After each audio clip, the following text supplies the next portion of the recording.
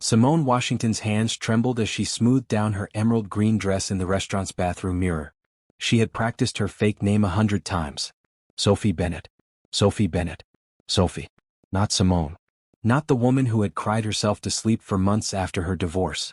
Not the woman whose marriage collapsed under the weight of broken promises and empty dinner tables. Tonight, she was Sophie, a marketing consultant who loved hiking and trying new restaurants. Sophie didn't have a past that hurt to remember. She checked her phone one more time. The dating app message from her friend Vanessa was still there, glowing with promises. Trust me, girl. This guy is perfect for you. Successful, kind, ready for something real. Just meet him. What's the worst that could happen? Simone almost laughed at that question now, standing in this expensive restaurant with its crystal chandeliers and white tablecloths. The worst had already happened 3 years ago when she signed divorce papers with shaking hands and walked away from the only man she'd ever truly loved. This blind date was supposed to be a fresh start, a way to finally move forward. But as she walked toward the reserved table, her heels clicking against the marble floor, her heart stopped. Because there, standing next to the hostess, looking just as shocked as she felt, was Nathan Pierce. Her ex-husband. The man she'd spent 3 years trying to forget. The billionaire who had chosen his empire over their marriage. And from the look on his face, he had no idea this blind date was with her either. The restaurant seemed to tilt. The soft classical music became too loud. Every eye in the room felt like it was watching them. Nathan's mouth opened, then closed. His hand, which had been reaching to pull out a chair, froze in midair. He wore a navy blue suit that she remembered buying with him years ago. His dark hair had a few more gray strands at the temples. His brown eyes, which had once looked at her with such love, now reflected the same confusion and panic she felt racing through her veins. Simone. His voice was barely a whisper. She couldn't breathe, couldn't think. 3 years of carefully building walls around her heart, and they crumbled in an instant. This was supposed to be Nick. The nice accountant her friend had raved about. Not Nathan. Never Nathan. The hostess looked between them, clearly sensing the tension but maintaining her professional smile. Is everything all right? This is your table for two. Have you ever come face to face with the one person you never expected to see again? The one who broke your heart but still owns a piece of it? If this story already has you feeling something deep in your chest, hit that subscribe button and drop a comment telling me if you think Simone should stay or run. Your support means everything, and I promise this story will take you on a journey you won't forget. 6 hours earlier, Simone had been sitting in her small but cozy apartment, staring at her closet like it held the answers to life's biggest questions. Her best friend Vanessa sat on the bed, legs crossed, scrolling through her phone with the determination of a woman on a mission. You need to wear something that says, "I'm confident but approachable," Vanessa announced, not looking up from her screen. Something that shows you've moved on and you're living your best life. Simone pulled out a red dress, then put it back. Too bold. Then a blue one. Too casual. Maybe this is a bad idea. I haven't been on a date in 3 years. What if I've forgotten how to talk to men? You talk to men every day at work, Vanessa pointed out, finally setting her phone down. She walked to the closet and pulled out the emerald green dress. This one. It brings out your eyes and it's the right amount of everything. Simone took the dress, running her fingers over the soft fabric. Tell me again why I agreed to this blind date? Vanessa sat beside her, taking her hand. Because you deserve to be happy, Simone. Because you've spent 3 years focusing on everyone else, helping families through their problems, counseling people through their toughest moments. You give so much love to the world. It's time you let someone give some back to you. But a blind date? With someone I've never even seen a picture of? That's the beauty of it. No judgments. No stalking his social media. Just two people meeting and seeing if there's a connection. And trust me, this guy is worth meeting. My friend Rachel works with him and she says he's genuine. Kind. The real deal. Simone wanted to believe her. She really did. After Nathan, she had built a life she was proud of. She had her counseling practice, her small circle of close friends, her peaceful apartment filled with plants and books. She had learned to be happy alone. But sometimes, late at night, she still felt the empty space beside her in bed. Still reached for a phone to call someone who was no longer hers to call. Okay, she said finally. I'll go. But if it's terrible, you owe me a spa day.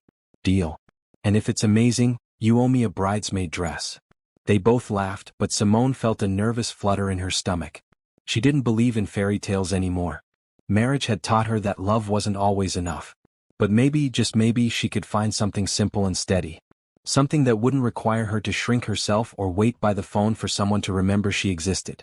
Across the city, in a penthouse office overlooking the skyline, Nathan Pierce was having a similar conversation with his best friend and business partner, Cameron Mitchell. I don't need a blind date, Cam. I need to finish these contracts and prepare for the board meeting next week. Nathan didn't look up from his laptop, his fingers flying across the keyboard. Cameron leaned against the desk, arms crossed. You need a life outside of this office. When's the last time you went on a date? And I mean a real date, not a business dinner that happens to include a woman. Nathan finally looked up, running a hand through his hair. I date. Name one woman you've seen more than twice in the past year. Silence. Cameron nodded. Exactly. Look, man, I know the divorce was hard. I know you threw yourself into work to cope. But it's been 3 years, Nathan. 3 years of watching you build this empire while forgetting to build a life. Rachel knows someone perfect for you. Just meet her. One dinner. If it doesn't work out, I'll never bug you again about your non-existent love life. Nathan closed his laptop, leaning back in his chair. The truth was he was tired. Tired of coming home to an empty penthouse. Tired of success that felt hollow because he had no one to share it with. Tired of lying awake at night, wondering what Simone was doing, if she was happy, if she ever thought about him the way he still thought about her. Fine, he said. One dinner.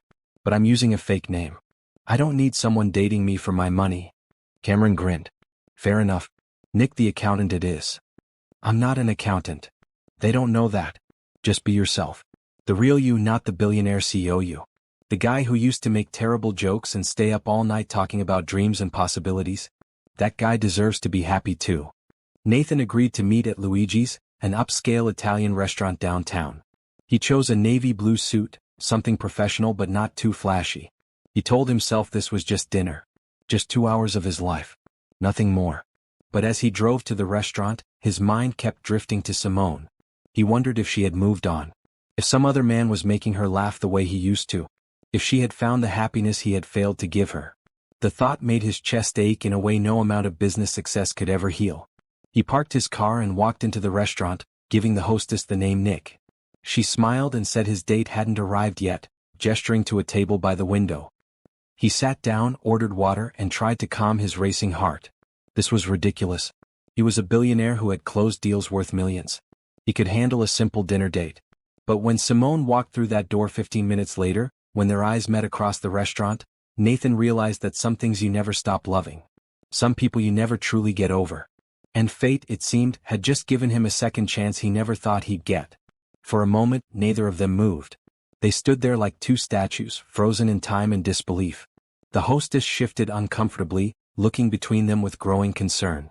Should I give you two a moment? She asked carefully. Nathan found his voice first. Yes, thank you. We're fine. We know each other. The hostess nodded and walked away, leaving them alone in their bubble of shock. Around them, other diners continued their meals, oblivious to the small earthquake happening at table 17. Simone's mind raced through 1,000 thoughts at once. She could turn around and leave. Pretend this never happened.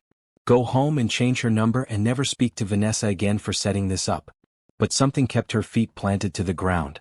Maybe it was the look in Nathan's eyes.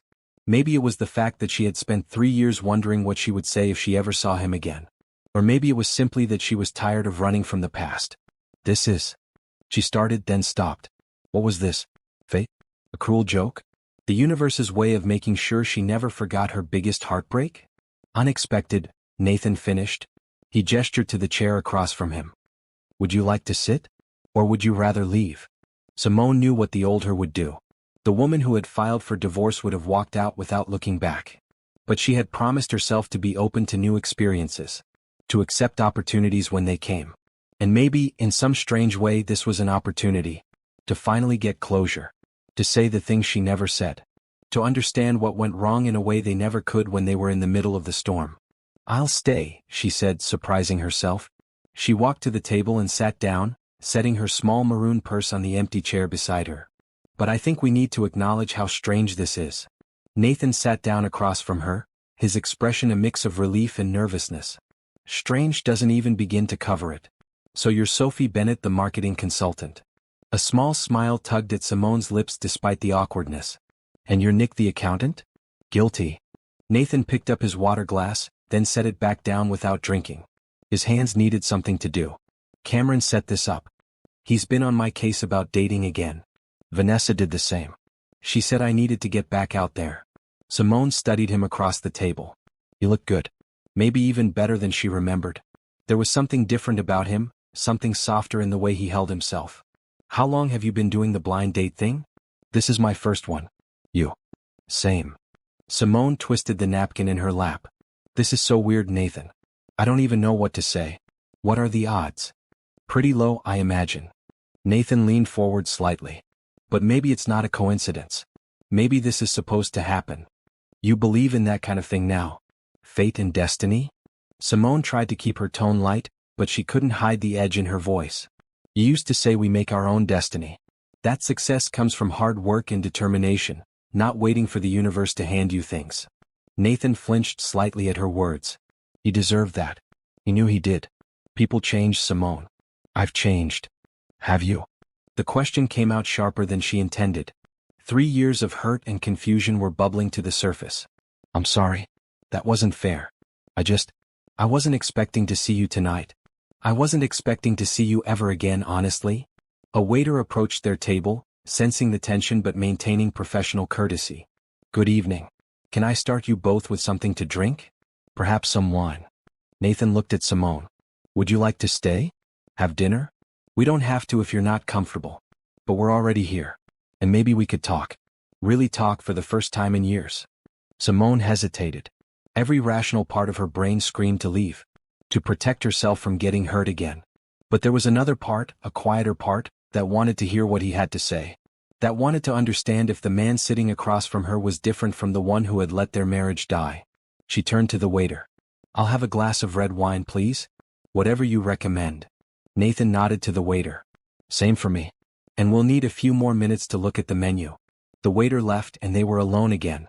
Simone picked up her menu, grateful for something to look at besides Nathan's face. But she could feel his eyes on her. You look beautiful, he said quietly. That green dress. It's perfect on you. Thank you. Simone kept her eyes on the menu, though she wasn't really reading it. You look good too. The gray in your hair suits you. Makes me look distinguished, right? That's what Cameron says. I say it makes me look old. You're 35, Nathan. That's not old. Feels old sometimes. He set down his menu.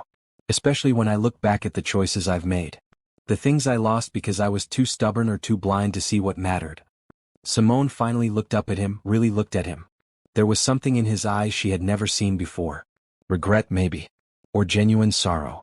The Nathan she had divorced had been confident to the point of arrogance, always sure he was making the right choice. This Nathan seemed humbled by life in a way she hadn't expected. Why did you agree to this blind date? She asked. The real reason. Nathan thought for a moment before answering. Because I'm lonely, Simone. I've built everything I said I wanted to build. The company is worth more than I ever dreamed. I have houses and cars and investments. I could retire tomorrow and live comfortably for 10 lifetimes. But none of it means anything when you come home to an empty house every night. None of it fills the void. His honesty caught her off guard. The old Nathan would have deflected, would have made a joke or changed the subject. So you thought a blind date would fix that? I thought maybe I could find something real with someone new. Someone who didn't know about my past mistakes. Someone who could see me as I am now, not who I was. He paused. But maybe that was stupid. Maybe you can't outrun your past. Maybe the person you need to make things right with has been the problem all along. Or maybe I was the problem and you deserve better than what I gave you. The waiter returned with their wine, and they both took grateful sips, letting the moment settle. Around them, the restaurant hummed with normal life. Couples sharing meals, friends laughing over appetizers, business associates closing deals over dessert. Everyone moving forward with their lives while Simone and Nathan sat suspended in time, caught between who they used to be and who they might become. I don't know if this is a good idea, Simone said finally. Us sitting here talking like this. We hurt each other, Nathan. We said things that can't be unsaid. We made choices that can't be unmade. I know. But we're already here. And I don't want to waste this chance, however strange it is. Can we just have dinner? As two people who used to know each other really well? No pressure. No expectations. Just dinner. Simone wanted to say no. Wanted to protect herself. But there was something about the way he asked, the genuine hope in his voice, that made her reconsider. She had spent 3 years building walls. Maybe it was time to see if anything worth saving still existed on the other side. Okay, she said, picking up her menu again. Just dinner. But Nathan, I need you to understand something. I'm not the same woman who married you 7 years ago. I'm not the same woman who waited for you to come home every night. I've changed too. I'd like to hear about it, Nathan said, and he meant it. I'd like to know who Simone Washington is now. Not who she was. Who she is. They ordered their meals and slowly, carefully they began to talk. Not about the past yet. Not about the divorce or the pain. Just surface things. Safe things. Simone told him about her counseling practice, how she specialized in helping families through difficult transitions. Nathan told her about his foundation, a charity he'd started 2 years ago that provided resources for underprivileged children. You started a foundation? Simone couldn't hide her surprise. When did that happen? About 2 years ago. I was at a gala, one of those fancy charity events where rich people write checks and pat themselves on the back. And I realized I was doing the same thing. Writing checks but not actually making a difference. So I started visiting some of the programs my company donated to. I met kids who reminded me of myself when I was young. Smart, driven, but without resources or opportunities. It changed something in me. Simone listened, seeing a side of Nathan she had never known existed. During their marriage, he had been so focused on building his wealth that charity had been an afterthought, something you did for tax breaks and good PR. This Nathan spoke with real passion, with genuine care. That's wonderful, she said, and she meant it. What kind of programs do you fund? Educational programs mostly. Scholarships, tutoring, mentorship. We also partner with community centers to provide after-school programs. Nothing fancy, just giving kids a fighting chance. He paused, looking down at his wine glass. I wish I had done it sooner. Wish I had cared about something beyond my own success sooner. Maybe things would have been different. And just like that, they were back to the past. Back to the unspoken truth that sat between them like a third guest at their table. They had loved each other once. They had promised forever. And they had failed. Their food arrived, and for a few minutes they focused on eating, grateful for the break in conversation. But the silence was heavy with words unsaid. Finally, Simone set down her fork and looked at Nathan directly. We should talk about it, she said. The elephant in the room. Why we got divorced. What went wrong. If we're going to sit here and pretend to be civil, we might as well address the real issue. Nathan nodded slowly. He had known this conversation was coming. Had been dreading it and hoping for it in equal measure. You're right. Where do you want to start? Why don't you tell me your side? Simone leaned back in her chair, wrapping her hands around her wine glass. I've spent 3 years thinking I know what happened. But I only know my experience. I don't know yours. Nathan took a deep breath. This was it. The moment he had imagined countless times over the past 3 years. The chance to explain himself, to make her understand. But now that it was here, the words felt inadequate. I was scared, he began. That's the truth. I was terrified of failing. When I started the company, I put everything I had into it. Every dollar, every minute, every ounce of energy. Because I came from nothing, Simone. You know that. I grew up in a tiny apartment with a single mom who worked 3 jobs. I watched her sacrifice everything so I could go to college. I promised myself I would make something of my life. That I would never struggle the way she did. Simone remembered meeting Nathan's mother, a kind woman with tired eyes who had beamed with pride when Nathan told her about his business plans. She had passed away 2 years into their marriage from a sudden heart attack. It had devastated Nathan. I remember, Simone said softly. She was proud of you. She never got to see me succeed, Nathan continued, his voice rough with emotion. She died when the company was just starting to break even. Before the big deals. Before the success. I felt like I owed it to her to make it work. To prove that her sacrifices weren't in vain. So I worked. I worked 18-hour days. I missed dinners and weekends and holidays. I told myself it was temporary. That once the company was stable, I'd have time for everything else. For us. But it was never enough, Simone said, not unkindly. There was always another deal. Another merger. Another milestone. The company did become stable, Nathan. And you still weren't there. I know. Nathan met her eyes. And that's on me. Somewhere along the way, work stopped being about survival and started being about ego. About proving I was the best. About seeing how far I could go. I got addicted to the success, to the recognition. And I didn't see what it was costing me until you were gone. Simone felt tears prick her eyes but blinked them back. She had cried enough over this marriage. Do you know what it felt like? Sitting at home waiting for you? Celebrating our anniversary alone because you had a meeting that couldn't be rescheduled? Waking up in an empty bed more nights than not? No, Nathan admitted. I don't. I can imagine, but I don't really know. And that's part of the problem. I was so caught up in my world that I couldn't see yours. Couldn't see how lonely you were. How much you needed me. I tried to tell you, Simone said, her voice breaking slightly. So many times. I tried to explain how I felt. But you always had an excuse. Always had a reason why this meeting or that deal was more important. After a while, I stopped trying. I stopped believing that I mattered to you. You mattered, Nathan said urgently, leaning forward. You always mattered, Simone. I just didn't know how to show it. I thought providing for you, building a future for us, that was how I showed love. I thought the money and the security and the nice house were enough. But I didn't marry you for money, Simone said. I married you because you made me laugh.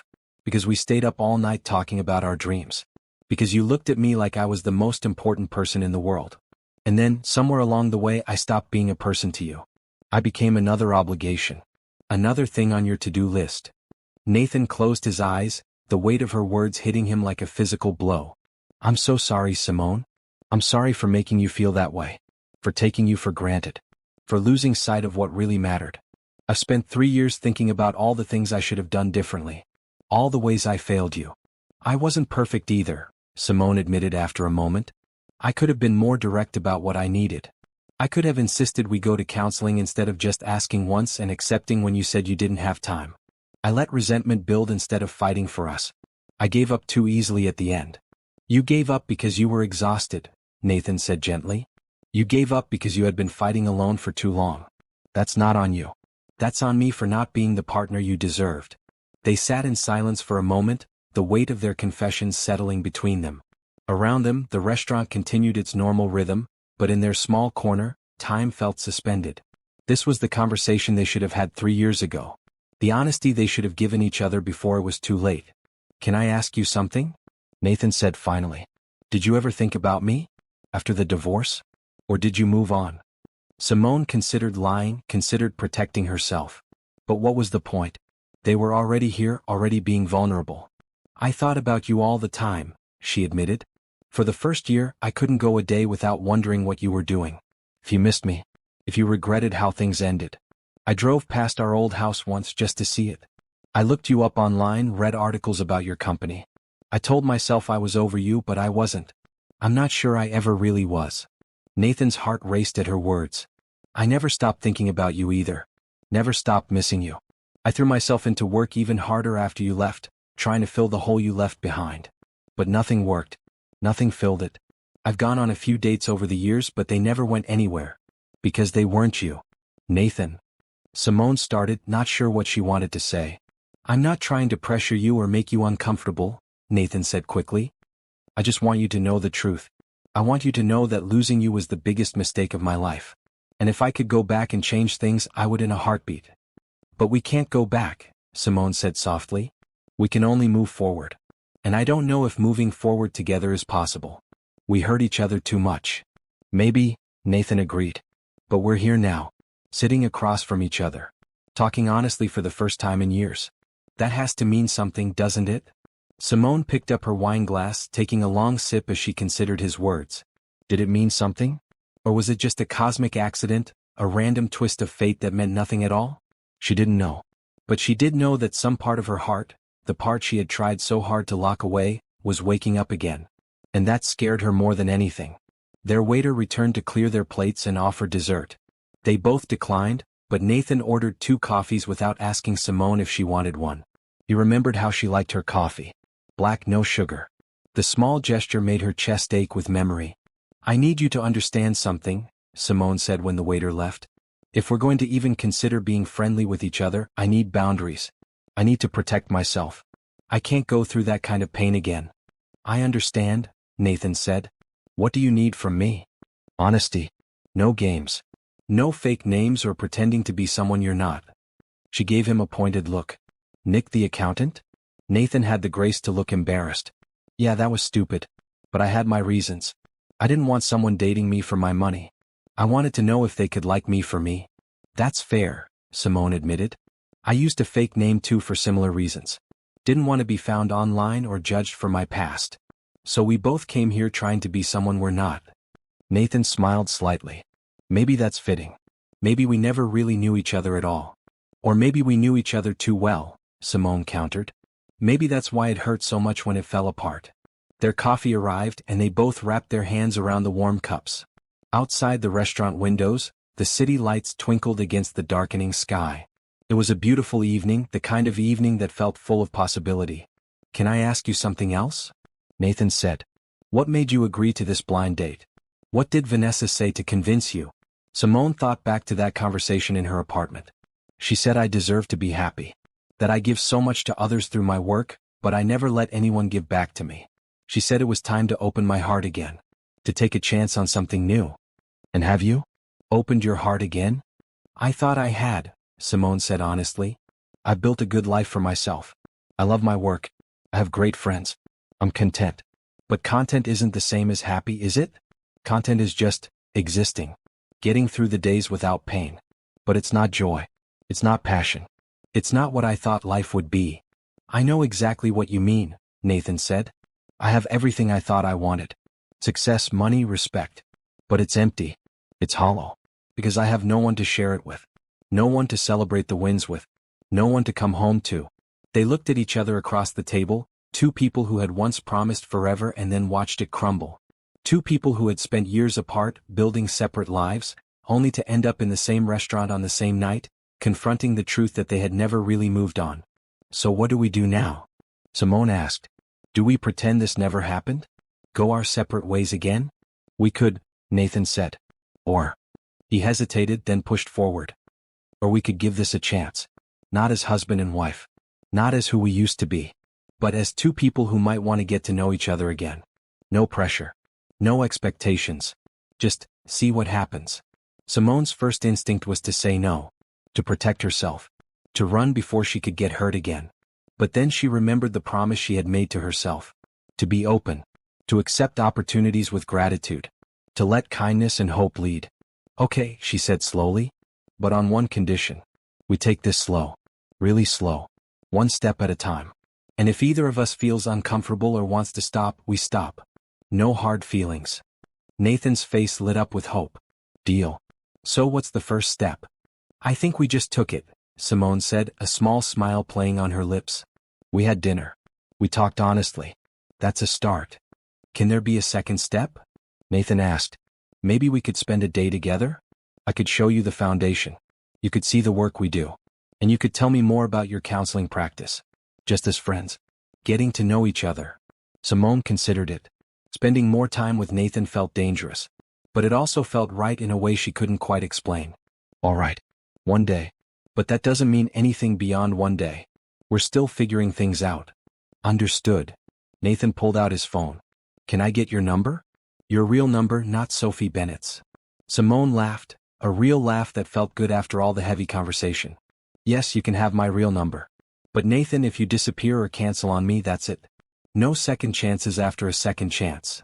I won't disappear, Nathan promised. I won't cancel. I'll be there. Whatever you need, whenever you need it. That's a promise I intend to keep. They exchanged numbers and Nathan paid the bill despite Simone's offer to split it. They walked out of the restaurant together into the cool evening air. For a moment they stood on the sidewalk, neither quite ready to say goodbye. Thank you for staying, Nathan said. When you first walked in I was sure you'd leave. I wouldn't have blamed you if you had. I almost did, Simone admitted. But I'm glad I didn't. This was needed. This conversation. These answers. It helps. Same here. Nathan looked down at her and for a moment, Simone saw the man she had fallen in love with all those years ago. Not the driven businessman but the kind, thoughtful person underneath all the ambition. Can I call you tomorrow to set up our day together? You can call me tomorrow, Simone agreed. She turned to walk toward her car, then paused. Nathan? Thank you for being honest tonight. For not making excuses or trying to sugarcoat things. It means a lot. Thank you for listening, Nathan said. For giving me a chance to explain. I know I don't deserve it. Maybe we both deserve a chance to understand what happened, Simone said. Good night, Nathan. Good night, Simone. She walked to her car, feeling his eyes on her until she drove away. As she merged into traffic, her phone buzzed with a text from Vanessa. How did it go? Is he perfect or what? Simone stared at the message for a long moment before typing back. It's complicated. I'll tell you everything tomorrow. Because how could she explain to Vanessa that her perfect blind date had been her ex-husband? That the man who broke her heart had just asked for a second chance? That she had said yes despite every logical reason to say no? She drove home in a daze, her mind replaying every moment of the evening. The shock of seeing Nathan. The painful honesty of their conversation. The small spark of hope that maybe, just maybe, people really could change. That maybe love really did deserve a second chance. Simone barely slept that night. She kept replaying the evening in her mind, analyzing every word, every look, every moment. When her alarm went off at 7, she felt exhausted but wired, her mind racing with questions and doubts. She had agreed to spend a day with Nathan. What was she thinking? This was the man who had broken her heart. The man who had chosen work over their marriage time and time again. What made her think he had really changed? But another part of her, the part that had listened to him talk about his foundation with genuine passion, wanted to believe. Wanted to see if the man who had opened up to her last night was real or just another version of the person he thought she wanted him to be. Her phone rang as she was making coffee. Nathan's name appeared on the screen, and her heart did a little flip that annoyed her. She was not a teenager with a crush. She was a grown woman who needed to be smart about this. Hello. Good morning, Nathan's voice came through warm and slightly nervous. I hope I'm not calling too early. I know it's only 8, but I couldn't wait. I was worried you might have changed your mind overnight. I'm up, Simone said, pouring her coffee. And I haven't changed my mind. Although I'll admit I've been second-guessing myself all night. Me too, Nathan admitted. I kept thinking about what to show you, what to say. I want you to see that I'm different now. But I also don't want to try too hard and make you uncomfortable. Simone smiled despite herself. This vulnerable Nathan was so different from the confident, sometimes arrogant man she had married. Just be yourself. That's all I'm asking for. No performances. Deal. So I was thinking if you're free today we could go to the foundation. It's Saturday so most of the staff is off, but some of our programs run on weekends. There's a tutoring session this morning and a mentorship meetup this afternoon. You could see what we do, meet some of the kids. If you're interested. Simone hesitated. This felt like a big step. Seeing Nathan in his element, meeting people who mattered to him. It would make this real in a way that dinner at a restaurant didn't. But she had promised to give this a chance. And she was curious. Genuinely curious about this new side of Nathan. What time? She asked. Whenever works for you. The tutoring starts at 10, but we could meet earlier. I could show you around first. 9:30, Simone decided. Text me the address. Will do. And Simone? Thank you. Really. This means more to me than you know. After they hung up, Simone stood in her kitchen, coffee cup in hand, wondering what she was getting herself into. She called Vanessa, who answered on the second ring. Tell me everything, Vanessa demanded. Was he as perfect as Rachel said? Are you seeing him again? Do I need to start shopping for a bridesmaid dress? V, sit down. This is going to sound insane. Simone took a deep breath. My blind date last night was Nathan. Silence. Then, I'm sorry, what? Nathan? Your ex-husband Nathan? The one and only. How is that even possible? Rachel said she was setting you up with her colleague Nick. An accountant. She specifically said accountant. Nathan used a fake name. I used a fake name. We both showed up to the same restaurant for blind dates and... Simone paused. And it was each other. That's... Vanessa started, then laughed. That's actually kind of incredible. In a twisted, universe has a sense of humor kind of way. So what happened? Did you leave? Did you throw your drink at him? I stayed. We had dinner. We talked. You stayed? Simone, this is the man who destroyed you. The man you spent a year crying over. I know. But V, he was different. He apologized. Really apologized. He took responsibility for what went wrong. He didn't make excuses or try to blame me. He was honest. Vanessa sighed. And now you're seeing him again. Just as friends? He wants to show me his foundation. He does charity work now, helping underprivileged kids. It sounds really meaningful. Simone, sweetie, I love you. You know I do. But are you sure about this? Nathan hurt you badly. What if he does it again? I don't know if I'm sure about anything, Simone admitted. But I made a promise to myself to be open to new experiences. To not let fear control my life. And maybe this is supposed to happen. Maybe we needed to see each other again to get real closure. Or maybe... She paused. Maybe people really can change. Just promise me you'll be careful, Vanessa said. Guard your heart. Don't let him back in until you're absolutely sure he's earned it. I promise. After hanging up, Simone went to her closet to choose something to wear. She settled on jeans and a bright red blouse, casual but put together. She wasn't trying to impress Nathan, she told herself. She was just dressing appropriately for visiting a youth center. At 9:30 she pulled up to the address Nathan had texted. It was a large brick building in a neighborhood she didn't know well, a part of the city that had clearly seen better days but was showing signs of renewal. Colorful murals decorated some of the buildings. Community gardens sprouted between older structures. It felt like a place that was fighting to thrive. Nathan was waiting outside, wearing jeans and a blue polo shirt. He looked younger somehow, more relaxed than he had in his suit the night before. His face lit up when he saw her. You came, he said, walking over to her car. I said I would. Simone got out, adjusting her purse on her shoulder. So this is it? This is it. The Pierce Foundation Community Center. He gestured to the building with obvious pride. We opened 2 years ago. Started small, just a tutoring program. But it's grown. Now we have mentorship programs, college prep courses, job training for parents, even a food pantry. That's impressive, Simone said, meaning it. How did you find this location? Actually, this building was abandoned for years. The city was going to tear it down. But I bought it instead, renovated it.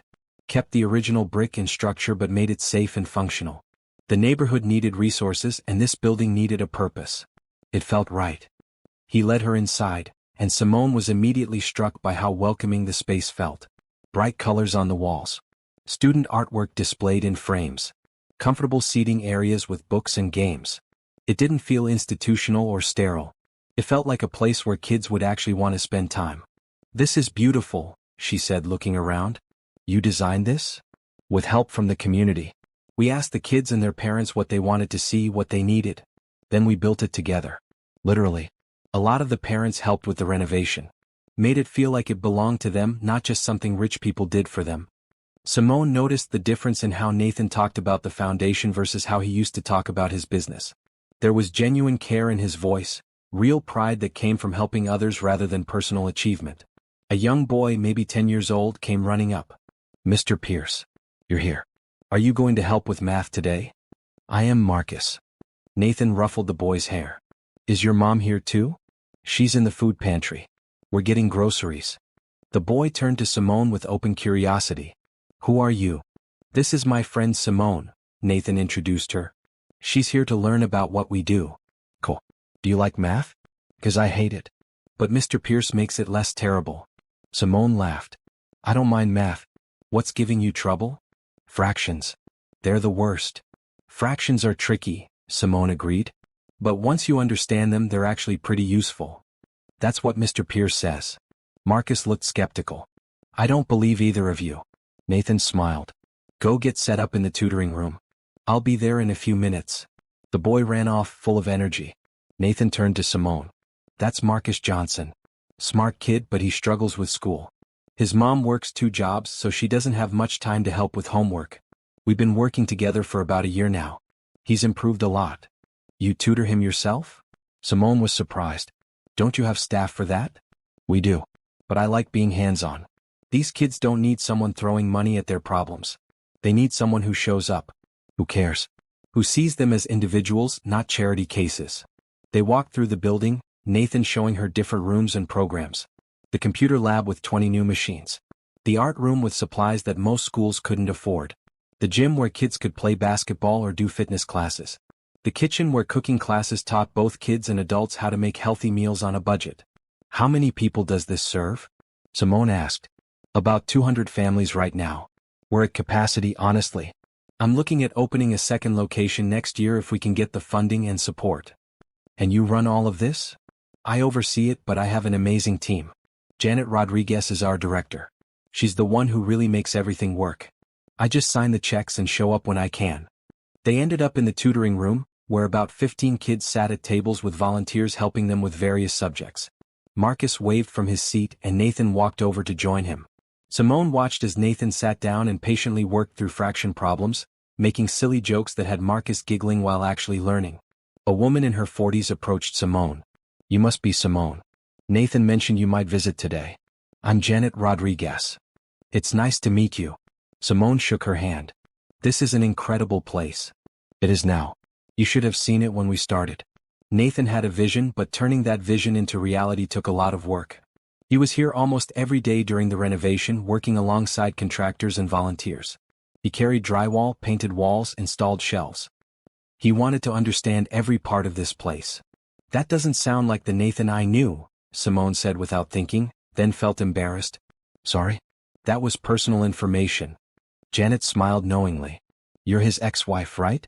He mentioned you once. Said losing you was his biggest regret. Said it taught him what really matters in life. Simone didn't know what to say to that. She watched Nathan with Marcus, seeing the patience and kindness in every interaction. This wasn't an act. This wasn't Nathan trying to impress anyone. This was genuine care. He's different than he used to be, Janet continued. I've worked with a lot of wealthy benefactors over the years. Most of them want their name on a building and a tax write-off. Nathan wants to actually make a difference. He knows every kid's name, remembers their stories, shows up to their school plays and graduations.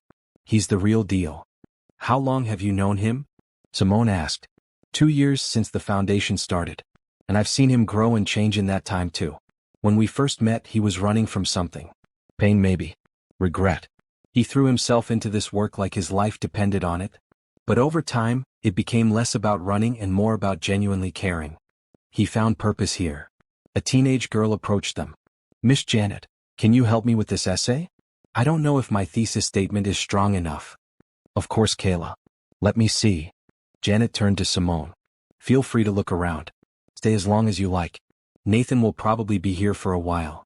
Simone wandered through the center, observing the different programs in action. In one room, older teenagers were practicing job interview skills. In another, parents were taking an ESL class. In the gym, a pickup basketball game had started with volunteers playing alongside kids. She found herself in the art room where a young girl, maybe 13, was painting a landscape. It was beautiful, full of vibrant colors and obvious talent. That's amazing, Simone said. The girl looked up, surprised. Thank you. I'm trying to get better. Mr. Pierce says if I keep practicing, maybe I could go to art school someday. Mr. Pierce said that? Yeah. He says all of us have gifts, we just need support to develop them. He helped me apply for a summer art program. Paid for it too when my mom couldn't afford it. Simone felt something shift inside her. This was the Nathan she had fallen in love with. The one who saw potential in others. The one who cared about more than just money and success. Where had this man been during their marriage? Or had he always been there, buried under ambition and fear? She spent the next hour talking to kids and volunteers, hearing story after story about how the foundation had changed lives. How Nathan had shown up to a kid's hospital stay. How he had helped a family pay rent when they were about to be evicted. How he remembered birthdays and brought cupcakes. How he made each person feel seen and valued. When she returned to the tutoring room, Nathan was wrapping up with Marcus, giving him a high five. You did great today, buddy. Keep practicing those fractions. Only because you make me, Marcus said, but he was smiling. Can Miss Simone come back next week? Nathan looked at Simone with hope in his eyes. That's up to her.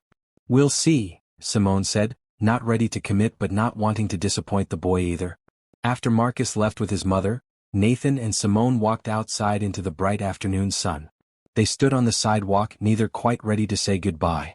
So, Nathan said, what did you think? I think you've built something really special here, Simone said honestly. Those kids adore you. The staff respects you. You're making a real difference. But Nathan sensed there was more. But I don't understand where this Nathan was 7 years ago. When we were married. Why couldn't you be this present, this caring with me? Nathan leaned against his car looking up at the sky. Because I was broken, Simone. I was so focused on proving my worth through money and success that I forgot about everything else. My mom died and instead of grieving, I worked harder. You needed me and instead of being there, I worked harder. I didn't know how to be vulnerable. How to admit I was scared and hurting. So I hid behind work. Behind achievement. Behind this idea that if I just made enough money, earned enough respect, everything would be okay. And now? Simone asked quietly. Now I know that was all garbage. Money doesn't heal pain. Success doesn't fill the void. Connection does. Purpose does. Love does. He looked at her. Losing you broke me open in a way nothing else could. And in that breaking, I had to rebuild myself differently. Had to figure out what actually matters. This foundation, these kids, this work. It's not about me. It's about showing up for something bigger than myself. Something that matters. Simone felt tears threatening but blinked them back. I wish we could have figured that out together. Before it was too late. Maybe it's not too late, Nathan said softly. Maybe we're getting a second chance to do it right. I don't know if I believe in second chances, Simone admitted. At least not for relationships. People can change, sure. But can relationships? Can you really go back and fix something that broke so completely? Maybe you don't go back, Nathan suggested. Maybe you start fresh. Build something new with the wisdom of what you learned from what broke. Simone looked at him, really looked at him. At the hope in his eyes.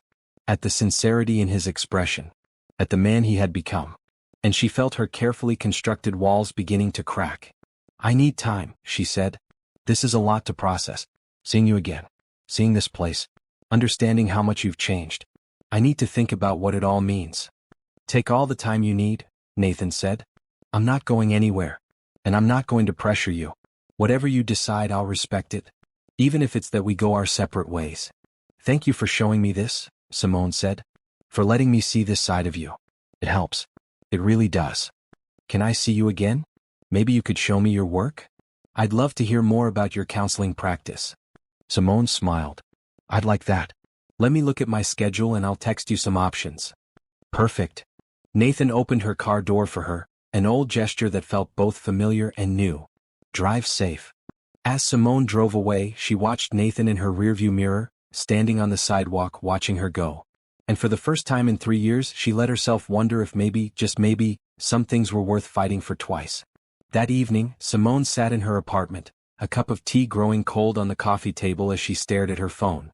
She had promised to text Nathan with times to get together, but she couldn't seem to type the message. Her mind was a mess of conflicting emotions. She pulled out an old photo album she kept hidden in her closet, something she hadn't looked at in over a year. Inside were pictures from their relationship. Their first date at a street fair. Their engagement at the beach. Their wedding day, both of them beaming with happiness and hope. She studied a photo taken at their wedding reception.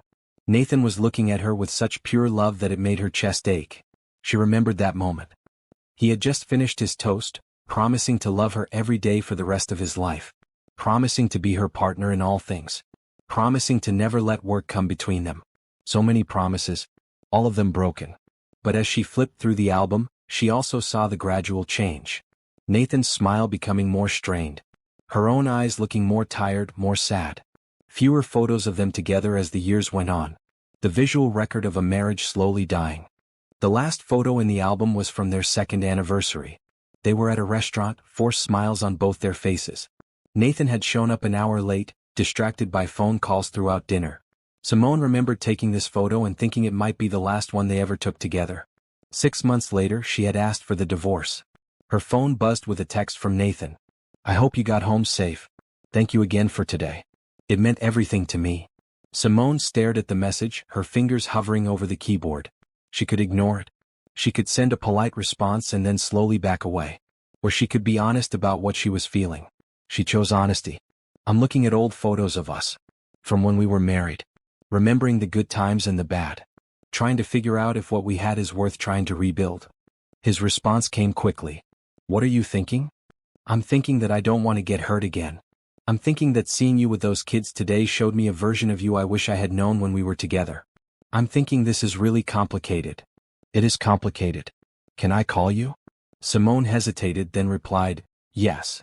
Her phone rang immediately. She answered, her heart racing. Hi. Nathan's voice was soft through the line. Hi. I'm glad you're looking at old photos. I do that sometimes too. Try to remember the good parts. Try to understand where it all went wrong. When did you know it was over? Simone asked.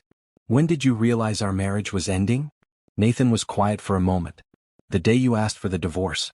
I was blindsided, Simone. I truly didn't see it coming. I knew things weren't perfect, but I thought we were okay. I thought we were just going through a rough patch. When you said you wanted to end it, my whole world collapsed. You didn't see it coming? Simone felt anger flare in her chest. Nathan, I told you I was unhappy. Multiple times. I asked you to spend more time with me. I suggested counseling. I practically begged you to notice that our marriage was dying. How did you not see it? Because I didn't want to see it, Nathan admitted. I was in denial. I told myself you were just stressed. That once the next big deal closed, things would get better. I was so lost in my own head that I couldn't see what was right in front of me. Do you remember our second anniversary? Simone asked, looking at the photo again. We went to that Italian place downtown. You showed up an hour late. You spent half the dinner on your phone. I cried myself to sleep that night, and you didn't even notice because you came home after I was already asleep. I remember, Nathan said quietly. I remember so many nights like that. Coming home late. You already asleep. Waking up early before you got up. Living parallel lives under the same roof. I thought I was doing the right thing. Working hard to build our future. But I was really just running away from the present. Running from what? Simone asked. From vulnerability. From the possibility of failure. From having to admit that I didn't know how to balance everything. It's easier to work than to deal with feelings, you know? Work has clear goals and outcomes. Relationships are messy and complicated and require constant effort. I chose the easy path. And I lost you because of it. Simone felt tears sliding down her cheeks. I loved you so much, Nathan. You were my whole world. And watching you pull away, watching you choose everything else over me, it killed me slowly. I know. And I'm sorry. I've said it before, but I'll say it 1,000,000 times if that's what it takes. I'm sorry for the pain I caused. I'm sorry for being blind and selfish. I'm sorry for taking your love for granted. They sat in silence for a moment, both processing the weight of their conversation. Outside Simone's window, the city was settling into evening. Lights coming on in apartments. People coming home from their days. Life continuing all around them while they sat suspended in their own bubble of past and present. Tell me about when you knew it was over, Nathan said. From your side. I want to understand your experience. Simone wiped her tears and took a shaky breath. It wasn't one moment. It was 1,000 small moments. Every missed dinner. Every forgotten date. Every time you chose a business meeting over our relationship. But if I had to pick the moment I truly knew, it was 6 months before I asked for the divorce. What happened? I had a miscarriage. The line went silent. Simone could hear Nathan's sharp intake of breath. What?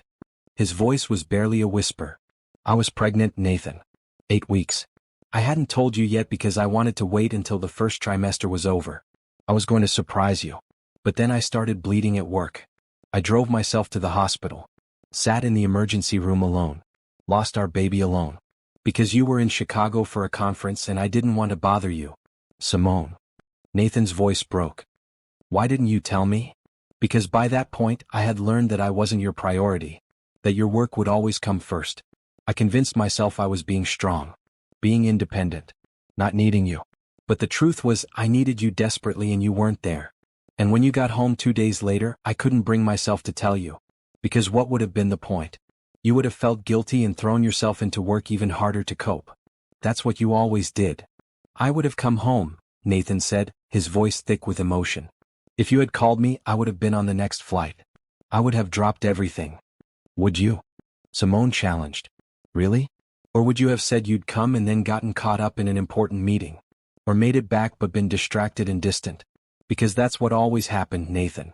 You promised to show up and then you didn't. Not in the ways that mattered. You're right, Nathan said quietly. You're absolutely right. I had a track record of letting you down. No wonder you didn't call me. I had proved time and again that I couldn't be relied on. That miscarriage broke something in me, Simone continued. It made me realize that I couldn't bring a child into our marriage. That I couldn't be a single mother while married. That I deserved a partner who would actually be there. So I started planning my exit. Saving money. Looking for apartments. Getting my life ready for being alone. Because I realized I was already alone anyway. Nathan was crying now. She could hear it in his breathing, in the small sounds he was trying to suppress. I'm so sorry, Simone. I'm sorry for all of it. For not being there. For making you feel like you had to go through that alone. For failing you in every way a husband can fail. I know you are, Simone said softly. And I believe you. But Nathan, I need you to understand something. Seeing you now, seeing how you've changed, seeing you with those kids at the foundation, it makes me wonder what our marriage could have been. And that's almost harder than when you were just the villain in my story. Because now I have to accept that you were capable of being that present, that caring, that attentive all along. You just weren't willing to do it for me. That's not true, Nathan protested. I didn't know how to be that person then. I wasn't capable of it during our marriage. Losing you taught me how. Your absence created the space for me to figure out what I was doing wrong. So I had to leave for you to become the man I needed you to be? Simone felt the unfairness of it like a weight on her chest. That's not comforting, Nathan. That's tragic. I know. It is tragic. And it's not fair. You deserved that man while we were married. You deserved everything I'm finally capable of giving now. And I hate that I couldn't be that for you then. Simone closed the photo album, unable to look at those happy faces anymore. Where does that leave us? You've changed. I believe that. But does it matter if the change came too late? I don't know, Nathan admitted. I want to believe it's not too late. I want to believe we could build something new. But I understand if you can't. If the hurt is too deep. If the trust is too broken. I need to tell you something, Simone said after a moment. When I agreed to this blind date, part of me was hoping to find someone who could make me forget you. Someone who could help me move on completely.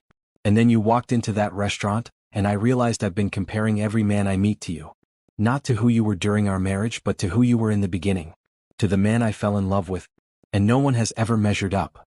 Same here, Nathan said. I've tried dating. Tried moving on. But everyone I meet just reminds me of what I lost. What I threw away. You're it for me, Simone. You always have been. I know I don't have the right to say that after how I treated you. But it's true. Simone stood up, walking to her window. The city stretched out before her, millions of people living their lives, facing their own choices and crossroads. What do you want from me, Nathan? Really? Not just the polite, let's be friends answer. What do you actually want? I want you back, Nathan said simply. I want another chance to love you the way you deserve to be loved. I want to show you every day that I've changed. That I understand what matters now. That I'll never take you for granted again. But I know that might not be possible. I know I might have destroyed any chance we had. So I'll settle for whatever you're willing to give me. Friendship. Occasional coffee. Just being in your life in whatever capacity you'll allow. That's a lot of pressure, Simone said. Making me choose our future. It's not all on you, Nathan assured her. This is a choice we both have to make. And we have to make it together. I'm just telling you what I want. What you want matters just as much. More actually. Because you're the one who got hurt. You're the one who has to decide if you can trust me again. Simone leaned her forehead against the cool glass of the window. I don't know if I can, Nathan. Trust you again, I mean. Part of me wants to. Part of me sees the man you've become and thinks maybe we could make it work. But another part of me is terrified. Terrified of opening my heart again only to have it broken. Terrified of believing you and then watching you fall back into old patterns. Terrified that I'm being stupid and naive.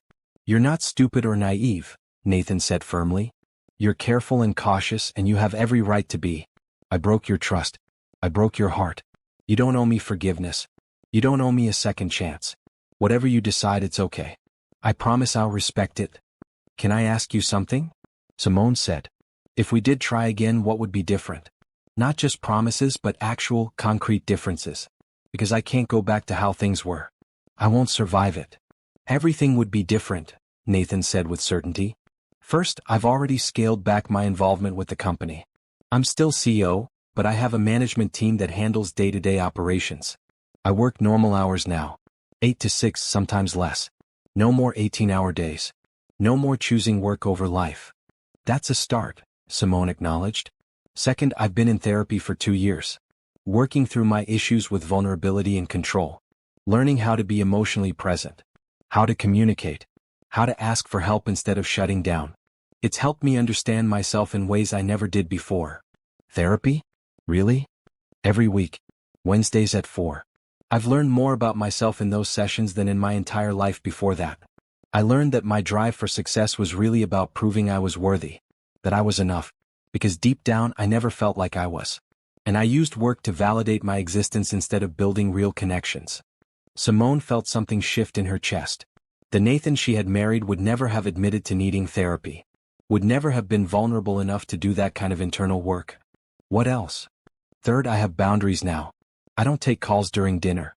I don't work on weekends unless it's an absolute emergency. And I mean emergency, not just important. I've learned to say no. To delegate. To trust other people to handle things. Because I finally understand that no amount of success is worth sacrificing the people I love. Those are good changes, Simone admitted. Really good changes. But most importantly, Nathan continued. I've learned that love is a choice. It's not just a feeling that happens to you. It's a daily decision to show up, to be present, to put someone else's needs alongside your own. I didn't understand that during our marriage. I thought loving you meant providing for you, giving you a nice house and financial security. But that's not love. Love is attention, time, presence, choosing to be there even when it's hard or inconvenient. Simone felt tears streaming down her face again. These were the words she had needed to hear years ago, the understanding she had begged him to have. Why couldn't you have figured this out while we were married? Because I wasn't ready to learn it yet. I was too proud, too stubborn, too convinced I had all the answers. Sometimes people have to lose everything to understand what actually matters. That's what happened to me. Losing you destroyed me. But it also rebuilt me into someone better. Someone worthy of you. They sat in silence, the weight of everything they had shared settling between them. Simone's phone buzzed with another text from Vanessa, but she ignored it. This moment felt too important to interrupt. I need time, Simone said finally. I need to process all of this. The miscarriage. Seeing you again. Understanding how much you've changed. It's too much to decide right now. Take all the time you need, Nathan said. I'll be here. Whenever you're ready. Whatever you decide. Thank you for listening, Simone said. For not getting defensive when I told you about the miscarriage. For letting me be honest about how much you hurt me. Thank you for trusting me with that truth, Nathan replied. I know it wasn't easy to share. And I'm sorry. So deeply. Sorry that you went through that alone. If I could go back and change it, I would. But I can't. All I can do is promise to never let you be alone again. If you give me the chance. After they hung up, Simone sat in the growing darkness of her apartment, not bothering to turn on lights. She felt emotionally exhausted but also strangely lighter. She had told Nathan about the miscarriage, something she had never planned to share. And his response had been everything she would have needed back then. Compassion. Sorrow. Understanding. But was it enough? Could past pain be healed by present understanding? Could a relationship that had broken so completely really be rebuilt? She didn't have answers. But for the first time in 3 years she was willing to look for them. If you're loving this story and want to know what happens next, make sure you're subscribed so you don't miss the next chapter. And drop a comment below. Do you think Simone should give Nathan a real second chance? Or is she setting herself up to get hurt again? I'd love to hear your thoughts. 3 days passed before Simone reached out to Nathan again. 3 days of thinking, processing, and trying to make sense of her tangled emotions. She talked to Vanessa, who urged caution. She talked to her mentor from graduate school, who reminded her that forgiveness was different from reconciliation. She sat with her own heart and asked it what it truly wanted. The answer kept coming back the same. She wanted to try. Not to rush into anything. Not to pretend the past didn't happen. But to explore whether the man Nathan had become could be trusted with her heart again. She texted him on Tuesday evening. Are you free this Saturday? I'd like to show you my work. Maybe we could have lunch after? His response came within minutes. I'd love that. Thank you for reaching out. I was starting to worry I'd scared you off. You didn't scare me. I just needed time to think. That's fair. Saturday works perfect. Just tell me where and when. Saturday morning, Nathan pulled up to the community center where Simone ran her counseling practice. It was a modest building, nothing fancy, but it was clean and welcoming. A sign out front read New Horizons Family Services, in cheerful blue letters. Simone met him at the door wearing jeans and a green sweater. She looked nervous but determined. Hi. Hi. Nathan wanted to hug her but wasn't sure if that would be welcome. Instead he offered a smile. Ready to show me around? Come on in. The center was smaller than Nathan's foundation but had a similar warm atmosphere. Comfortable waiting room with magazines and toys for kids. Colorful artwork on the walls. A sense that this was a safe space where people could bring their problems and find support. I share this space with 3 other counselors, Simone explained as they walked down a hallway. We each have our own office but we share the common areas. It keeps costs down and creates a nice community feel. She showed him her office, a small but cozy room with a comfortable couch, 2 chairs and shelves lined with books. A window overlooked a small garden outside. It felt peaceful, like a place where difficult conversations could happen without judgment. This is nice, Nathan said looking around. It feels like you. Thank you. I've worked hard to make it feel safe for my clients. Some of them are dealing with really hard stuff. Divorce, loss, family conflict. They need a space where they can be vulnerable. What made you want to do this kind of work? Nathan asked, settling into one of the chairs. Simone sat on the couch, tucking her legs under her. Honestly? Our divorce. Going through that, trying to make sense of why our marriage failed, it made me realize how many people struggle with relationships and don't have good support. My own therapist helped me so much during that time. She helped me see patterns I couldn't see on my own. Helped me understand my role and what went wrong. I wanted to do that for other people. So I inspired your career choice, Nathan said with a sad smile. By being a terrible husband. You weren't entirely terrible, Simone corrected gently. You were flawed and human. Like we all are. But yeah, our marriage ending pushed me to really examine what makes relationships work or fail. I went back to school, got additional training in family therapy. Started this practice about 2 years ago. What kind of cases do you usually see? Everything. Couples on the brink of divorce who want to try to save their marriage. Parents struggling to connect with their teenagers. People dealing with grief or major life transitions. I have one couple right now who've been married for 30 years but feel like strangers. They're trying to remember why they fell in love in the first place. Do you think they'll make it? Nathan asked. I don't know. But I think they have a chance if they're both willing to do the work. That's the key. Both people have to want it. Both people have to be willing to change and grow and face uncomfortable truths. You can't save a relationship by yourself. Nathan heard the unspoken message in her words. Whatever happened between them, it would require both of them to be all in. No halfway measures. Tell me about your favorite success story, he said. Something that makes this work worth it. Simone thought for a moment then smiled. I have a couple, Paul and Rita Okonkwo. They came to me about a year ago. Married 15 years, 2 kids. Paul had been laid off from his job and was struggling with depression. Rita was working 2 jobs to keep them afloat, and they were barely speaking to each other. Just ships passing in the night, drowning in stress and resentment. What did you do? First, I helped them remember they were on the same team. When you're overwhelmed, it's easy to see your partner as the enemy instead of your ally. They had to stop blaming each other and start supporting each other. Then we worked on communication. Paul needed to be honest about his depression instead of hiding it. Rita needed to ask for help instead of trying to carry everything alone. And it took months of hard work, but they made it.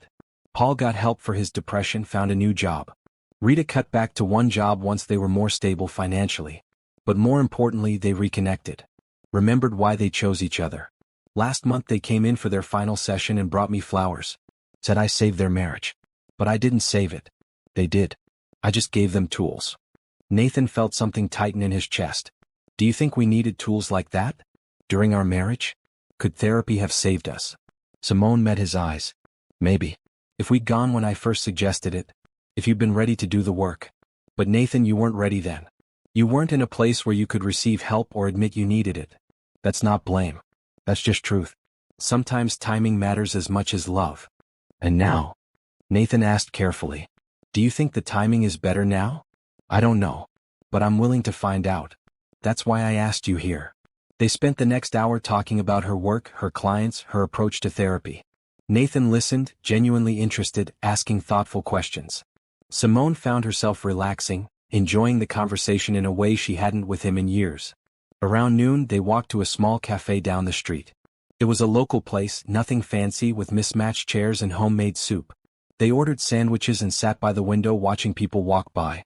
Can I tell you something? Nathan said, stirring sugar into his coffee. This, right now, is what I missed most about us. Just talking. Being together. No pressure, no agenda. Just 2 people enjoying each other's company. We used to be good at this, Simone agreed. The talking part. You could always make me laugh. We could talk for hours about everything and nothing. When did we stop? Nathan asked. Gradually. So gradually I didn't notice at first. You got busier. I got lonelier.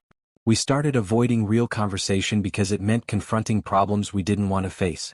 Pretty soon all we talked about was logistics. Bills and schedules and surface stuff. The deep talks disappeared. I miss knowing you, Nathan said quietly.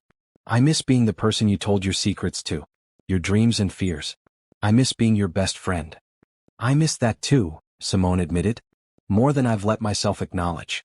I have good friends now. Vanessa, my colleagues. But it's not the same as having a partner who really knows you. All your flaws and quirks and still chooses to love you. Tell me something I don't know about you now, Nathan said. Something that's changed since we split. Simone thought for a moment. I learned to cook. Like really cook.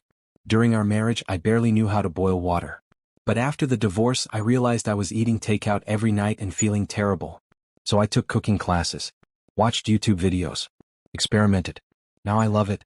It's therapeutic. There's something satisfying about creating something with your hands. That's wonderful, Nathan said. What's your signature dish? I make a really good chicken curry. My neighbor is from India and she taught me. It takes hours, but it's worth it. I'd love to try it sometime, Nathan said, then quickly added, if you'd want to cook for me.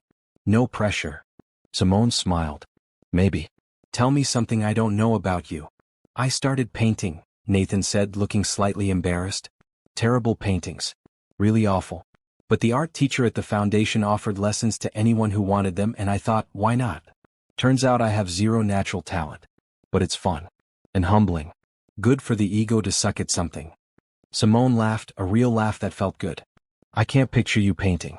You were always so driven to be the best at everything. That's why it's good for me. I'm the worst painter in the class. Kids half my age or better. But I keep showing up, keep trying. It's taught me that not everything in life has to be about winning or succeeding. Sometimes you do things just because they bring you joy, even if you're terrible at them. They talked through lunch and into the early afternoon, rediscovering each other. Simone told him about her book club, her volunteer work at a women's shelter, her dream of someday writing a book about relationship patterns. Nathan told her about his fear of failure, his complicated relationship with success, his hope to eventually step back from the business entirely and focus on the foundation full-time. When do you think you'll do that? Simone asked. Step back from the company? Maybe in a few years. I want to make sure everything is stable first.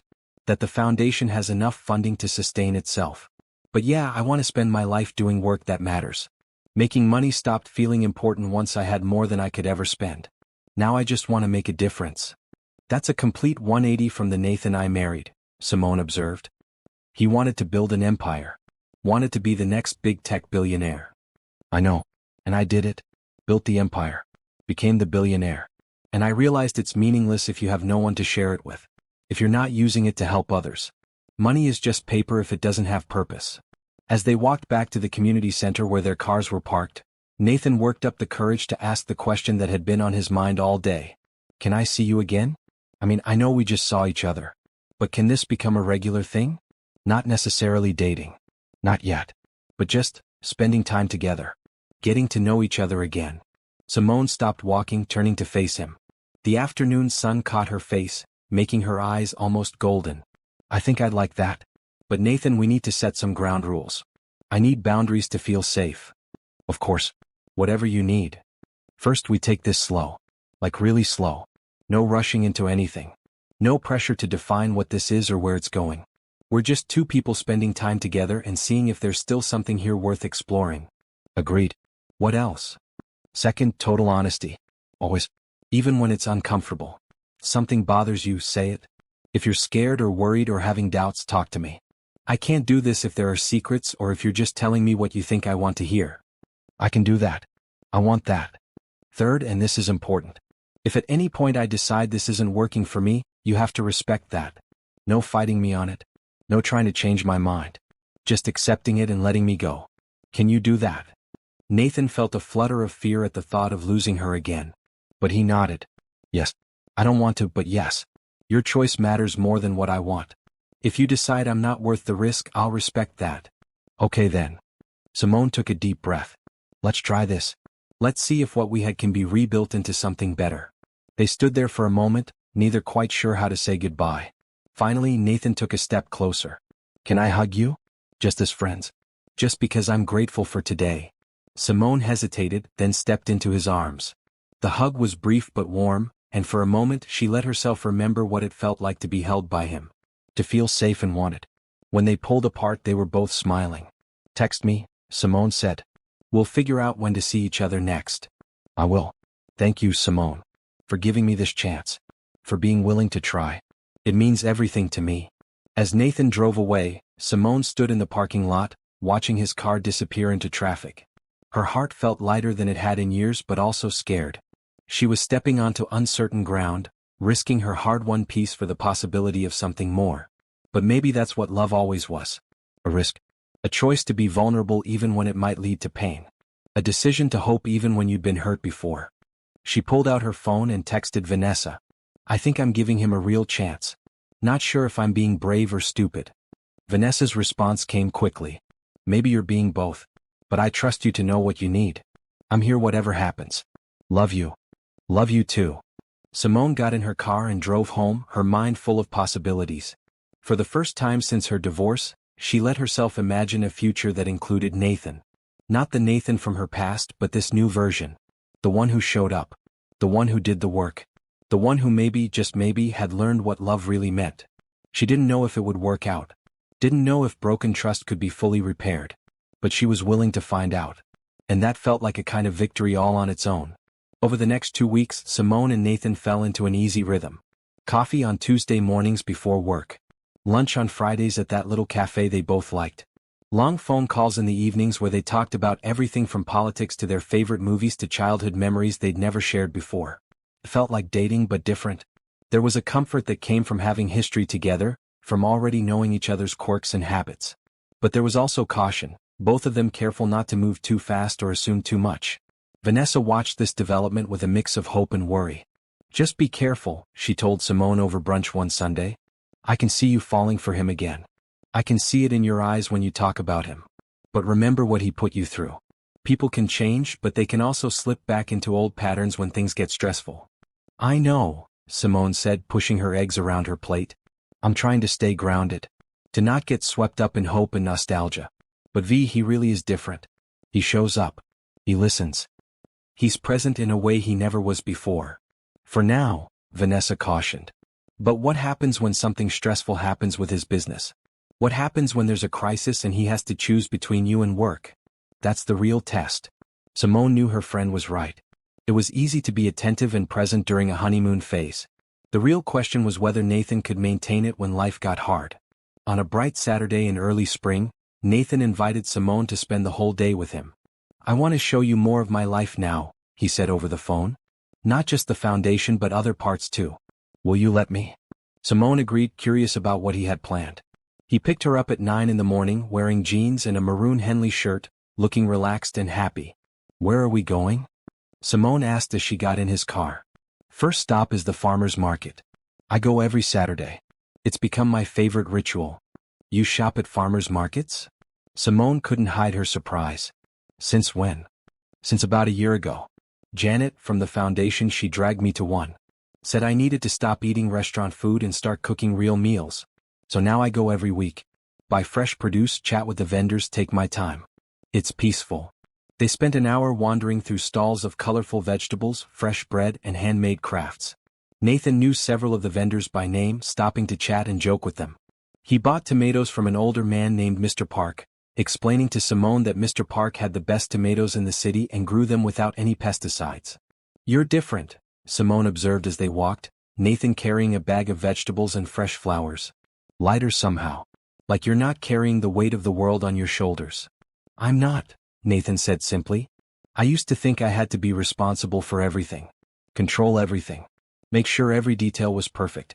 But I've learned to let go. To trust other people. To accept that some things are out of my control and that's okay. From the farmer's market they drove to the foundation. Some of the kids Simone had met before were there for a Saturday activity day. Marcus ran up to Nathan as soon as they walked in. Mr. Pierce. Miss Simone. You came together. Are you boyfriend and girlfriend? We're friends, Nathan said, ruffling Marcus's hair. What are you working on today? Building robots. Come see. They spent the next hour helping kids with a robotics project. Simone found herself genuinely enjoying it, watching the kids' faces light up as their creations came to life. She also watched Nathan, seeing how patient and encouraging he was. How he celebrated small victories and helped problem solve when things went wrong.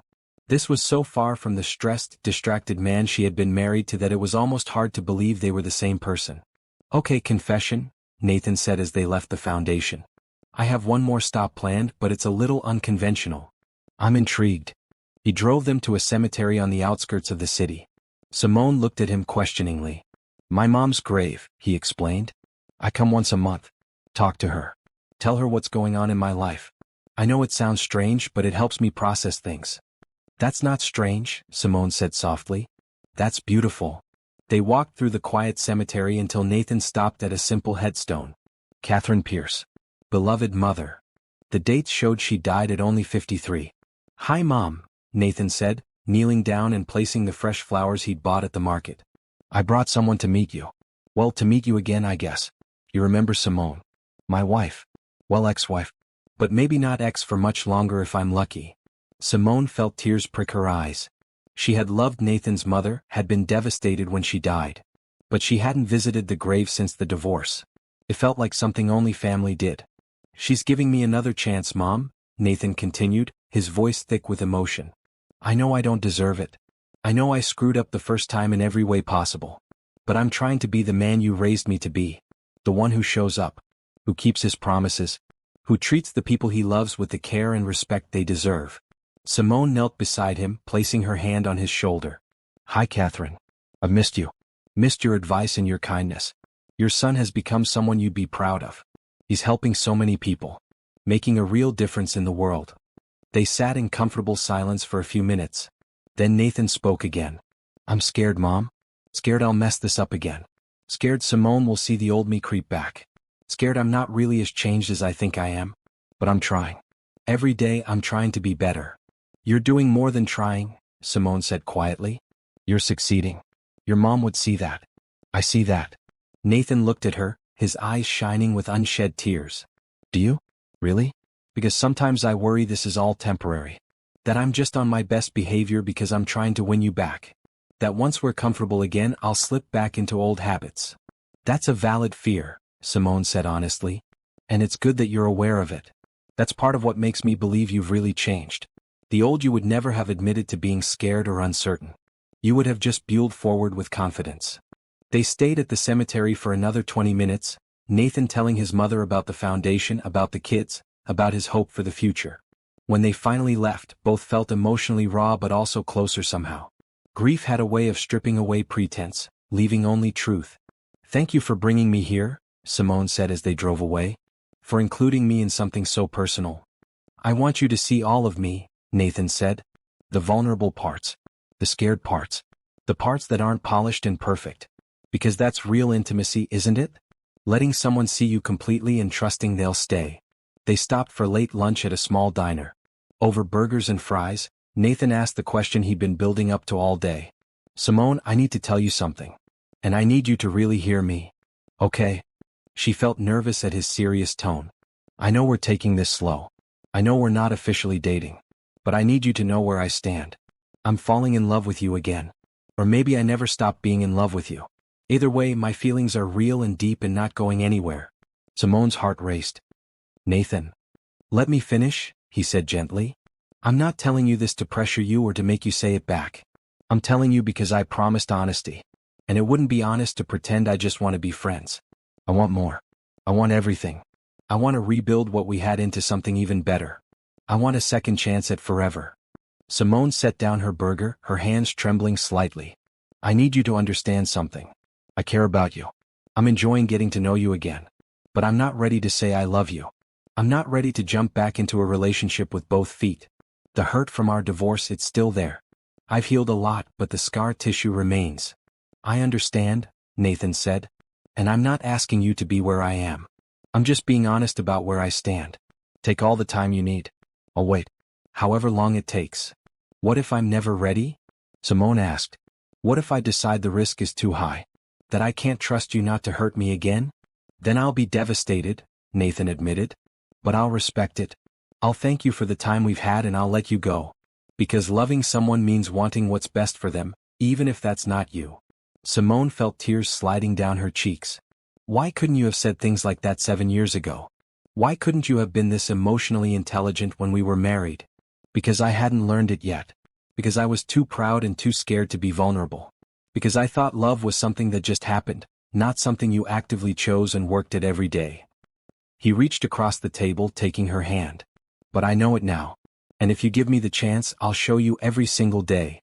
They finished their meal in contemplative silence, both lost in their own thoughts. As they drove back to Simone's apartment, Nathan turned on some music, letting it fill the space between them. It was an old song they used to love back when they were first dating.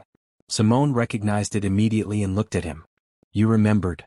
I remember everything, Nathan said softly. Every song. every inside joke, every moment that mattered. I've held on to all of it because you were the best thing that ever happened to me. And I was too stupid to realize it until I'd already lost you. When they pulled up to Simone's building, neither wanted to say goodbye. They sat in the car as the sun set, painting the sky in shades of orange and pink. Thank you for today, Simone said. For showing me your life. For being honest about your feelings. For not pressuring me. Thank you for coming, Nathan replied. For giving me this chance. For being open to the possibility that we could be something again. Simone unbuckled her seatbelt but didn't immediately get out of the car. Can I tell you something? I'm scared too. Scared of getting hurt. But also scared of letting fear keep me from something that could be beautiful. I don't have it all figured out. I don't know if we can make this work. But I want to try. Really try. Not just going through the motions but genuinely investing in seeing if we have a future. Nathan's face lit up with hope. That's all I'm asking for. A real shot. An honest try. But you have to promise me something, Simone continued. If things get hard, if work gets stressful or life gets complicated, you can't shut down. You can't pull away. You have to stay present and communicate. Because that's where we failed before.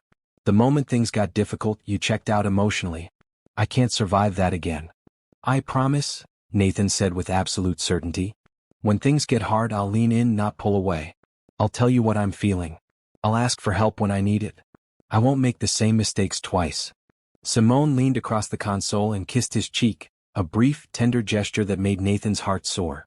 Good night, Nathan. Good night, Simone. She got out of the car and walked to her building, turning once to wave. Nathan waited until she was safely inside before driving away, his heart fuller than it had been in years. He was falling in love with his ex-wife. And maybe, just maybe, she was falling too. Spring turned to early summer, and Simone and Nathan's relationship continued to deepen. They had settled into a comfortable pattern of seeing each other several times a week, slowly building trust and intimacy. Simone found herself thinking about him constantly, looking forward to their time together with an anticipation that both thrilled and terrified her. One evening, as they sat in Nathan's penthouse watching the city lights twinkle below, Nathan turned to her with a serious expression. There's something I need to tell you. Something I should have said a long time ago. Simone felt her stomach tighten. Okay. Nathan took her hand, holding it gently between his. During our marriage you asked me once if I was happy. Do you remember? Simone nodded. She remembered that conversation. It had been about 6 months before she asked for the divorce. She'd been feeling so disconnected from him and had finally worked up the courage to ask directly.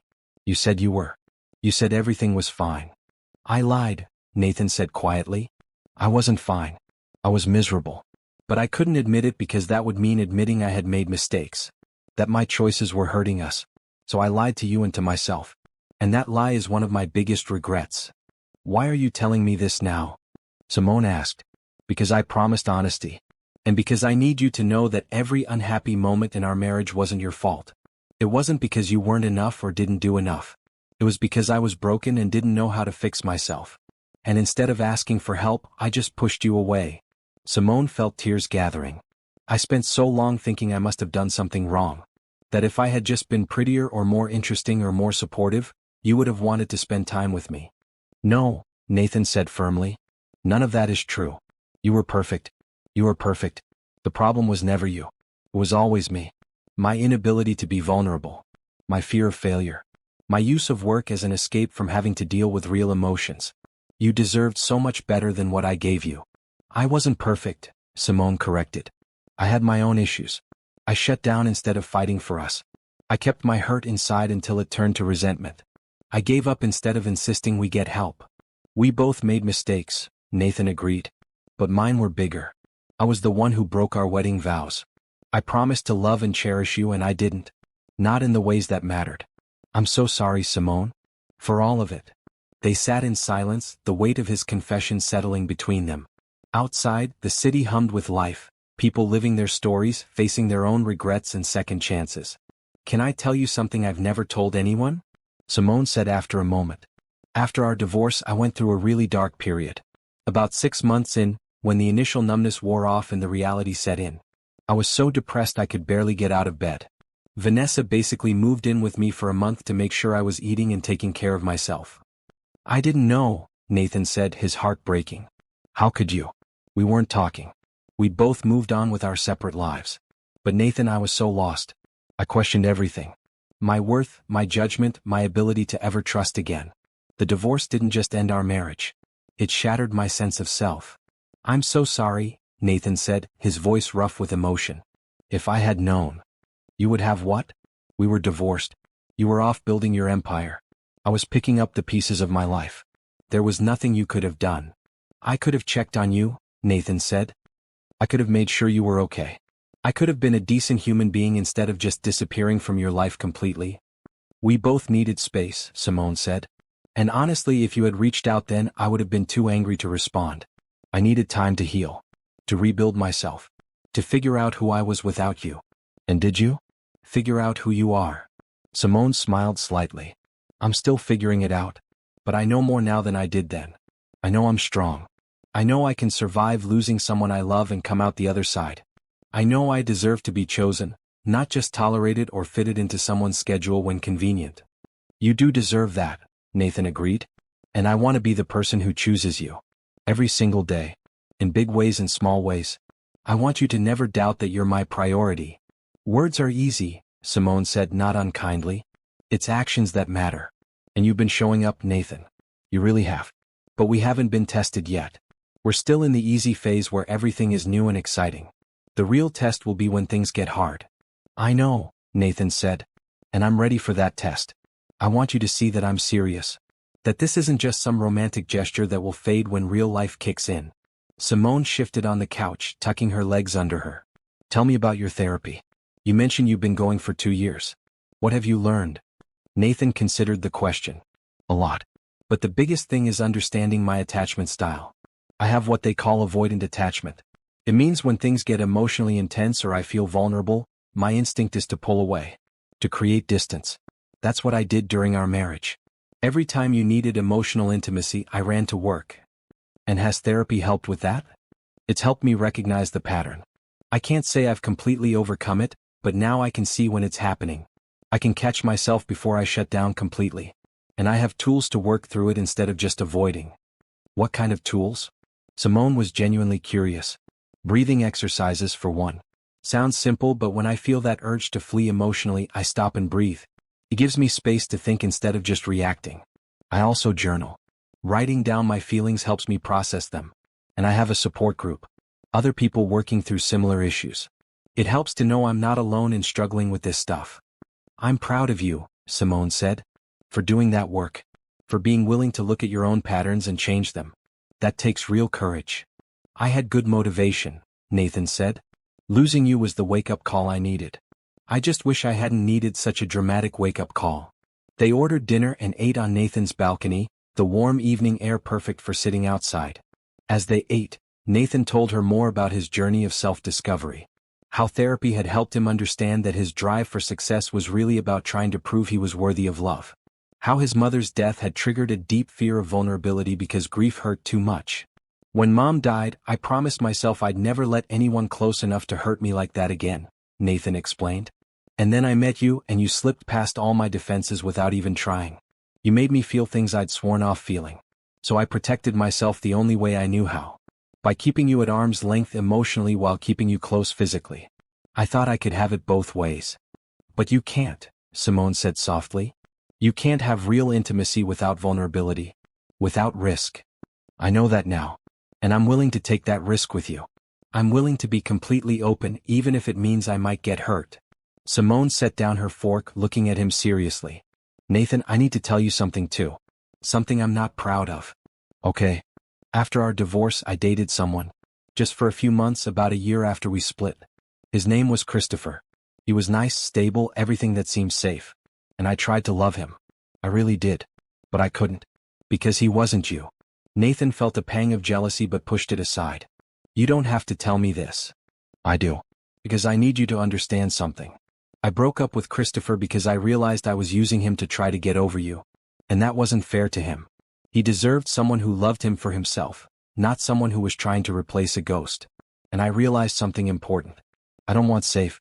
I don't want stable if it means settling for less than what my heart truly wants. What does your heart want? Nathan asked quietly. Simone met his eyes. I think it wants you. I think it's always wanted you. Even when I was furious with you. Even when I thought I hated you. Even when I convinced myself I was over you. My heart never really let go. Nathan's breath caught. Simone. But my head is more cautious, she continued. My head remembers the pain. The loneliness. The nights I cried myself to sleep. My head wants to protect me from going through that again. So what do we do? Nathan asked. How do we get your head and your heart to agree? Time, Simone said. And proof. Not proof that you love me. I believe you do. But proof that you can handle the hard times. That you won't run when things get difficult. That you're really as changed as you seem. Then I'll prove it, Nathan said with determination. However long it takes. Whatever it takes. I'll show you that I'm worth the risk. They finished dinner and moved back inside, settling on the couch to watch a movie. But neither was really paying attention to the screen. They were too aware of each other, of the shift that had happened in their conversation. Something had changed tonight. They had both confessed deeper truths, admitted to feelings they'd been holding back. Halfway through the movie, Simone rested her head on Nathan's shoulder. He wrapped his arm around her, pulling her close. It felt natural, comfortable, right? Like coming home after a long journey. Can I ask you something? Nathan said during a quiet scene. Always. If we do this, if we really give us another try, what would you need from me? Specifically. Not vague promises, but concrete things that would make you feel secure and loved. Simone thought carefully before answering. I need regular date nights. Not just when it's convenient, but scheduled, protected time that's just for us. I need you to remember important dates. Birthdays, anniversaries, the little things that show you're paying attention. I need you to share your feelings with me even when it's uncomfortable. And I need you to let me support you when you're struggling instead of shutting me out. I can do all of that, Nathan said. What else? I need to meet your friends. Your real friends, not just business associates. I need to be integrated into your life, not kept separate from it. And I need you to be part of mine. To know Vanessa and my other friends. To come to my work events sometimes. To be a true partner in every sense. Done. Anything else? I need you to keep going to therapy. Even when you think you don't need it anymore. Even when things are good. Because maintaining mental health is as important as achieving it. I agree completely. I have no intention of stopping therapy. It's become too valuable to me. Simone pulled back slightly to look at him. You know what's crazy? We're having a more mature, honest conversation right now than we had in our entire marriage. We're talking about needs and expectations like adults. During our marriage, we just assumed the other person should know what we needed. We never actually communicated. That was one of our biggest problems, Nathan agreed. We loved each other, but we didn't know how to be in a relationship. We were both so young and inexperienced. We thought love was enough. It's not, is it? Love is necessary, but it's not sufficient. You also need communication, trust, respect, shared values, compatible goals. Do you think we have those things now? Nathan asked. I think we're building them. We have the communication, at least we're working on it. We have shared values. We both care about helping people, about making a difference. We both want meaningful lives, not just successful ones. As for trust, that's still being built. But it's growing. They finished the movie in comfortable silence, both lost in thought about the future. When it ended, Simone reluctantly said she should head home. It was late and she had a full day of clients tomorrow. At her car, Nathan pulled her into a hug. Thank you for tonight. For being honest with me. For telling me about Christopher and about what you need. It helps me understand how to love you better. Thank you for listening, Simone said. And for sharing about your therapy. It means a lot that you're willing to be that vulnerable with me. As she started to pull away, Nathan gently cupped her face. Can I kiss you? Not as an obligation or because I think I should. But because I really want to. And I want to make sure you want it too. Simone's heart raced. They hadn't kissed yet, not really. Just that brief kiss on the cheek weeks ago. This would be different. This would mean something. Yes, she whispered. I want that too. Nathan leaned in slowly, giving her time to change her mind if she wanted. But she didn't. Their lips met softly, tentatively, both of them nervous despite their history. It was their first kiss as new people, not as the married couple they used to be. The kiss deepened naturally, neither rushing but both fully present. When they finally pulled apart, both were breathless. Wow, Simone said softly. Yeah, Nathan agreed. Wow. I should really go, Simone said, though she made no move to leave. You should, Nathan agreed, also not moving. They kissed once more, briefer this time, before Simone finally got in her car. As she drove home, her lips still tingling, her heart full of possibility, she let herself hope. Really hope. That maybe this time they could get it right. 3 weeks after that kiss, Simone and Nathan had fallen into something that felt like a real relationship. They saw each other almost every day, either meeting for meals or spending evenings together. They had become comfortable with physical affection, holding hands, cuddling on the couch, stealing kisses when the moment felt right. Simone had met Cameron, Nathan's business partner, who approved wholeheartedly of their reunion. "I've never seen him this happy," Cameron told Simone over lunch one day. "You're good for him. You make him remember there's more to life than board meetings and profit margins." Nathan had also spent time with Vanessa, who remained cautiously optimistic. "He seems different," she admitted to Simone. "More present. More genuine. But I'm still watching him. First sign he's slipping back into old patterns, I'm staging an intervention." On a Tuesday evening, Simone and Nathan were having dinner at her apartment. She had cooked her famous chicken curry, and Nathan had praised it so enthusiastically that she was already planning to make it again next week. They were laughing about a funny incident at the foundation when Nathan's phone rang. He glanced at the screen and frowned. "It's Cameron. I'm sorry, I should take this. He never calls this late unless it's important." "Go ahead," Simone said, starting to clear the dishes. Nathan answered, stepping into the living room. Simone could hear his side of the conversation from the kitchen. "What? When did this happen? How bad is it?" Pause. "Okay. Yes, I understand. No, you're right to call me." Another pause. "Let me think. I'll call you back in 10 minutes. He came back to the kitchen, his expression troubled. Simone felt a familiar knot form in her stomach. This was the moment Vanessa had warned her about. The moment when work would intrude and she'd see if Nathan had really changed. "What's wrong?" she asked, keeping her voice neutral. "There's a situation with the company. One of our major clients is threatening to pull their contract. It's worth millions, but more importantly, if they leave, it could start a domino effect. Other clients might get nervous and leave too." "That sounds serious," Simone said. "It is. Cameron needs me to fly to San Francisco tomorrow. Meet with the client. Try to salvage the relationship." Nathan ran a hand through his hair, looking torn. "But I don't want to go. I don't want to leave you. We had plans this week." Simone took a deep breath, remembering her promise to herself to be honest. "Nathan, I need you to do something for me right now. I need you to tell me what you're feeling. All of it." Nathan looked at her, seeing the concern in her eyes. "I'm feeling conflicted. Part of me knows I should go to San Francisco. It's the responsible thing to do.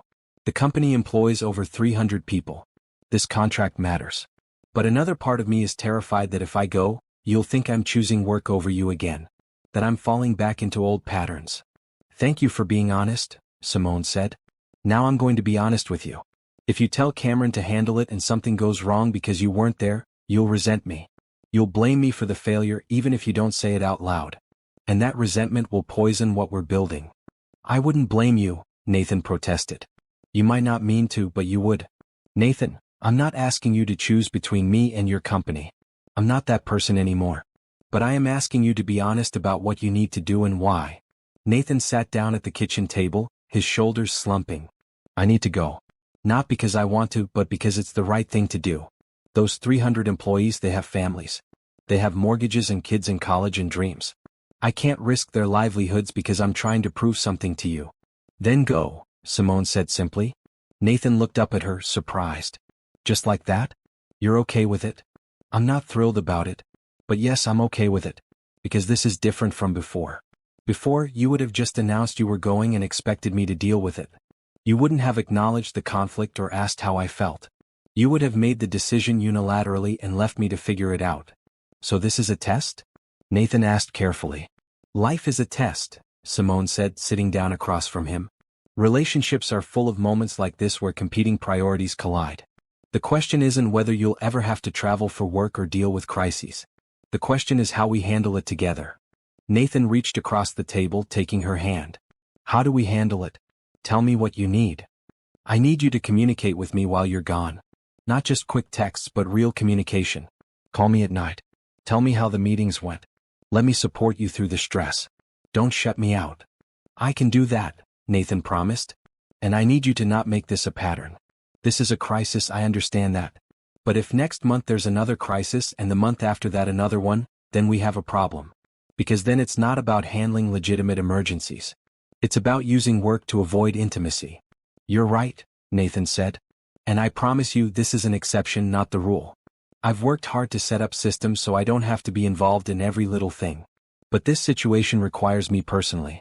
The client has a relationship with me specifically. Then go to San Francisco, Simone said. Fix the problem. Save the jobs. And then come home to me. Nathan stood up and pulled her into his arms. You're incredible. You know that? The way you're handling this, the maturity and understanding you're showing. I don't deserve you. Probably not, Simone said with a small smile.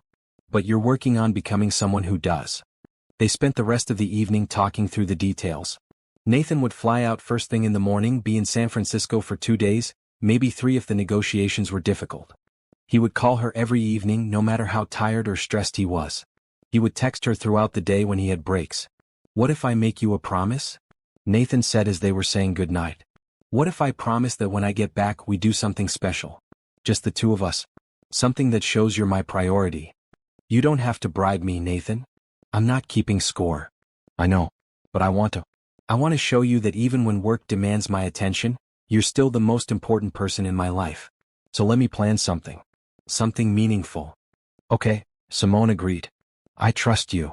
Those 3 words, I trust you, meant everything to Nathan. He kissed her goodnight, holding her close, memorizing the feeling of her in his arms to carry with him to California. The next morning, Nathan texted Simone from the airport. Boarding soon. Already missing you. Thank you for understanding about this trip. You're amazing. Simone responded, safe flight. You've got this. Call me tonight. She went about her day, seeing clients, attending meetings, trying not to worry. This was the test Vanessa had warned her about. Would Nathan really call? Would he stay connected? Or would he get caught up in the work and forget about her the way he always used to? That evening her phone rang at 8:30. Nathan's name on the screen made her smile. Hi, she answered. Hi. Nathan sounded exhausted. Long day. The meeting was brutal. The client is angry about some technical issues with our software. But we made progress. I think we can save this. Tell me about it, Simone said, settling into her couch. What happened? Nathan spent 20 minutes walking her through the situation, not glossing over the difficulties but also not using it as an excuse to keep their conversation shallow.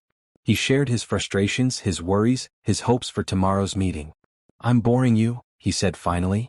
I'm just rambling about work. You're not boring me, Simone assured him. I like hearing about your day. I like feeling included in your life, even the stressful parts. I like including you, Nathan said. It helps, actually, talking to you. It puts things in perspective. Reminds me that even if this deal falls through, life goes on. I still have things that matter more than any contract. That's growth, Simone said softly. The old you would have been spiraling right now.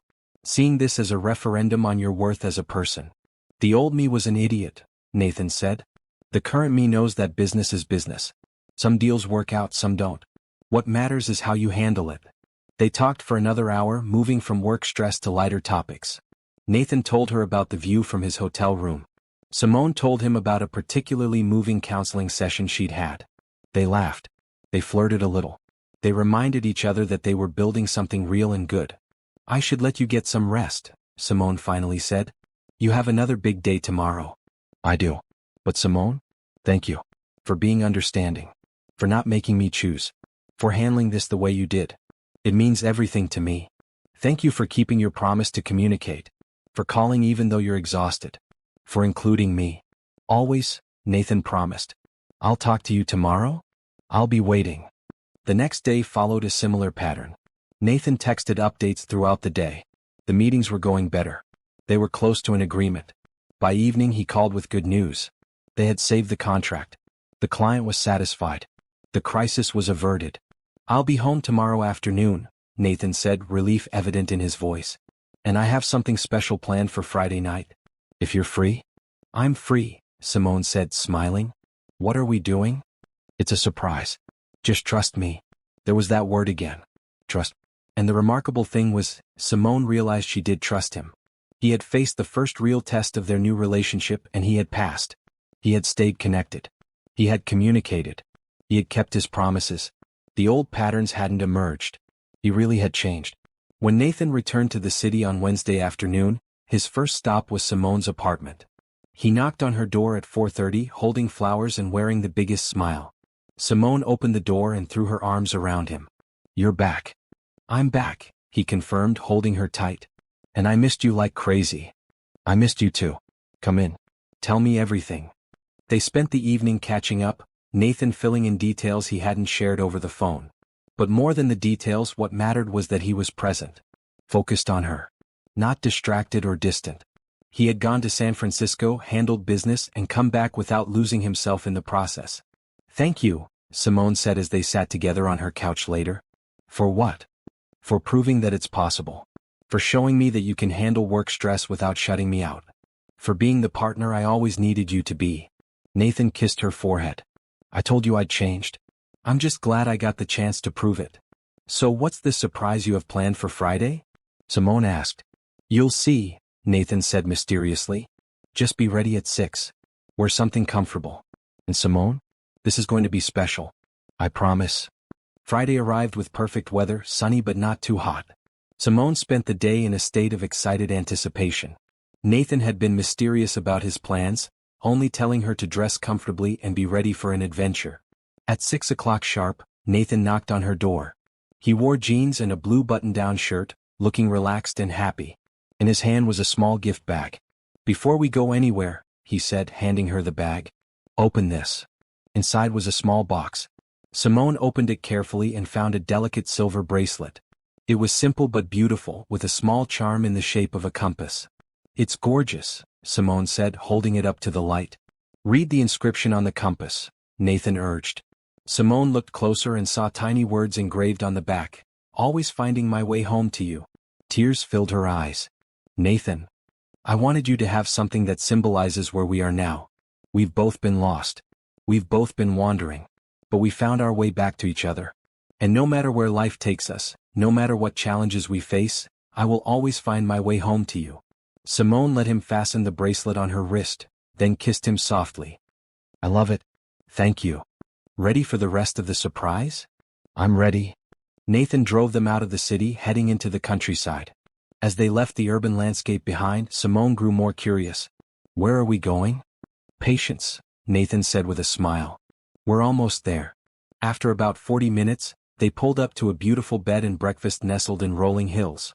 It was a restored farmhouse painted cheerful yellow, surrounded by gardens and trees. A wraparound porch with rocking chairs invited guests to sit and stay a while. "We're staying here?" Simone asked, delighted. "For the whole weekend," Nathan confirmed. "I thought we could use some time away. Just us.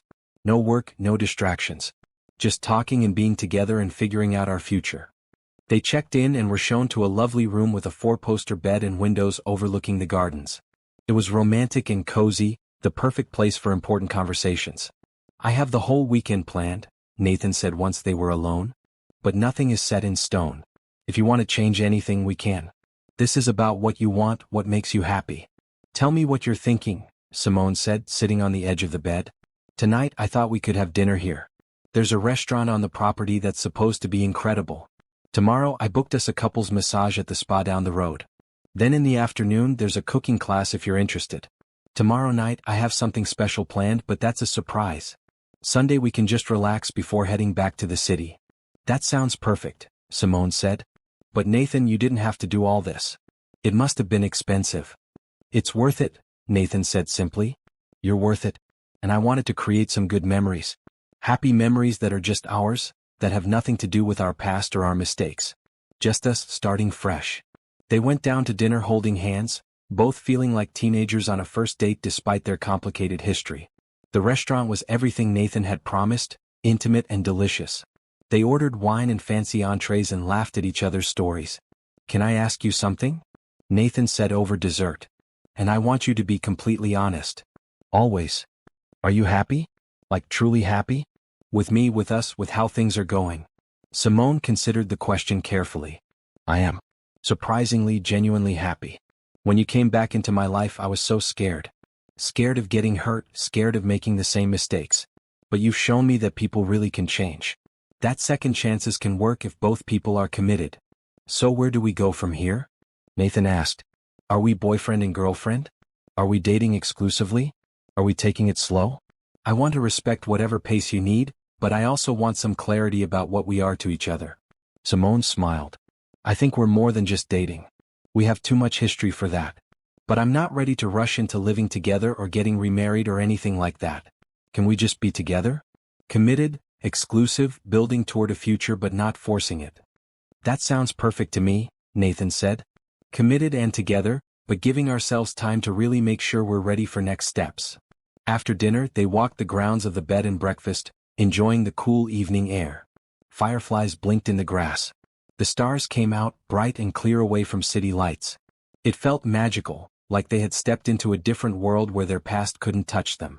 I need to tell you something, Simone said as they sat on a bench overlooking a small pond. I've been holding back, protecting myself. But I don't want to do that anymore. I don't want fear to keep me from saying what I feel. What do you feel? Nathan asked gently. I love you, Simone said, the words coming out easier than she expected. I never stopped loving you, not really. And I'm done pretending otherwise. I love you, Nathan. The man you are now. Not just who you used to be, but who you've become. And I want to build a life with you. A real life, a better life than what we had before. Nathan felt emotion overwhelm him. He had hoped for this, dreamed of it, but hearing her say the words was more than he could have imagined. I love you too. So much. And I want that same thing. A real partnership where we both show up. Where we both do the work. Where we choose each other every day. They kissed under the stars, sealing their commitment with that simple, profound gesture. When they pulled apart, both were smiling through tears. I can't believe we get to do this, Simone said. I can't believe we get a second chance to get it right. We're going to make the most of it, Nathan promised. No more taking each other for granted. No more choosing work over love. No more shutting down when things get hard. They spent the rest of the evening talking about the future. Not just vague dreams but concrete plans. Where they wanted to live. How they would handle holidays and family. What their careers would look like 5 years from now. Whether they wanted children someday. All the conversations they should have had before getting married the first time, they were having now with wisdom and maturity. The next day unfolded exactly as Nathan had promised. The couple's massage was incredibly relaxing. The cooking class was fun and ended with them eating the pasta they'd made together. They spent the afternoon exploring nearby hiking trails, holding hands and enjoying each other's company. That evening, Nathan told Simone to dress nicely. The surprise is happening tonight. Simone put on a beautiful red dress, the one she had originally considered for their blind date but thought was too bold. Now she felt bold. Felt ready for whatever came next. Nathan took her to a private room in the bed and breakfast. Inside, the space had been transformed. Candles everywhere. Rose petals on the floor. Soft music playing. And in the center of it all, a small table set for two. Nathan, this is beautiful, Simone breathed. Wait, he said, leading her to the table. On it was a framed photo. Their wedding photo. But it had been altered, restored and brightened so they both looked young and happy and full of hope. I had this restored, Nathan explained, because I wanted to honor what we had. Even though our first marriage didn't work out, it brought us to where we are now. It taught us what we needed to learn. And someday when we're ready, I'd like to try again. Not as the people we were, but as the people we've become. Simone's breath caught. Are you asking me to marry you? Not yet, Nathan said gently. I know you're not ready for that. But I'm telling you that's where I see this going. That's what I want. Someday. When you're ready. I want to stand in front of our friends and family and promise to love you for the rest of my life. And this time I'll keep that promise. Simone looked at the photo, at their young, hopeful faces, and felt tears streaming down her cheeks. I want that too. Not right now, but someday. When we've had more time to build trust and prove to ourselves that this is real and lasting. That's all I'm asking for, Nathan said. The possibility of forever. They had dinner in that romantic setting, talking late into the night about everything and nothing. They laughed at old memories. They were honest about fears. They dreamed together about the future. And through it all, they held hands, anchoring each other in the present while looking toward tomorrow. Sunday morning, they packed up and prepared to return to the city. As they drove back, Simone felt different. Lighter. Happier than she had been in years. She had taken a risk on love, on second chances, on believing people could change. And that risk was paying off. What are you thinking about? Nathan asked, glancing at her. I'm thinking about how grateful I am, Simone said. For Vanessa setting up that blind date. For you using a fake name. For fate or luck or whatever brought us back together. I'm grateful we got this chance to do it right.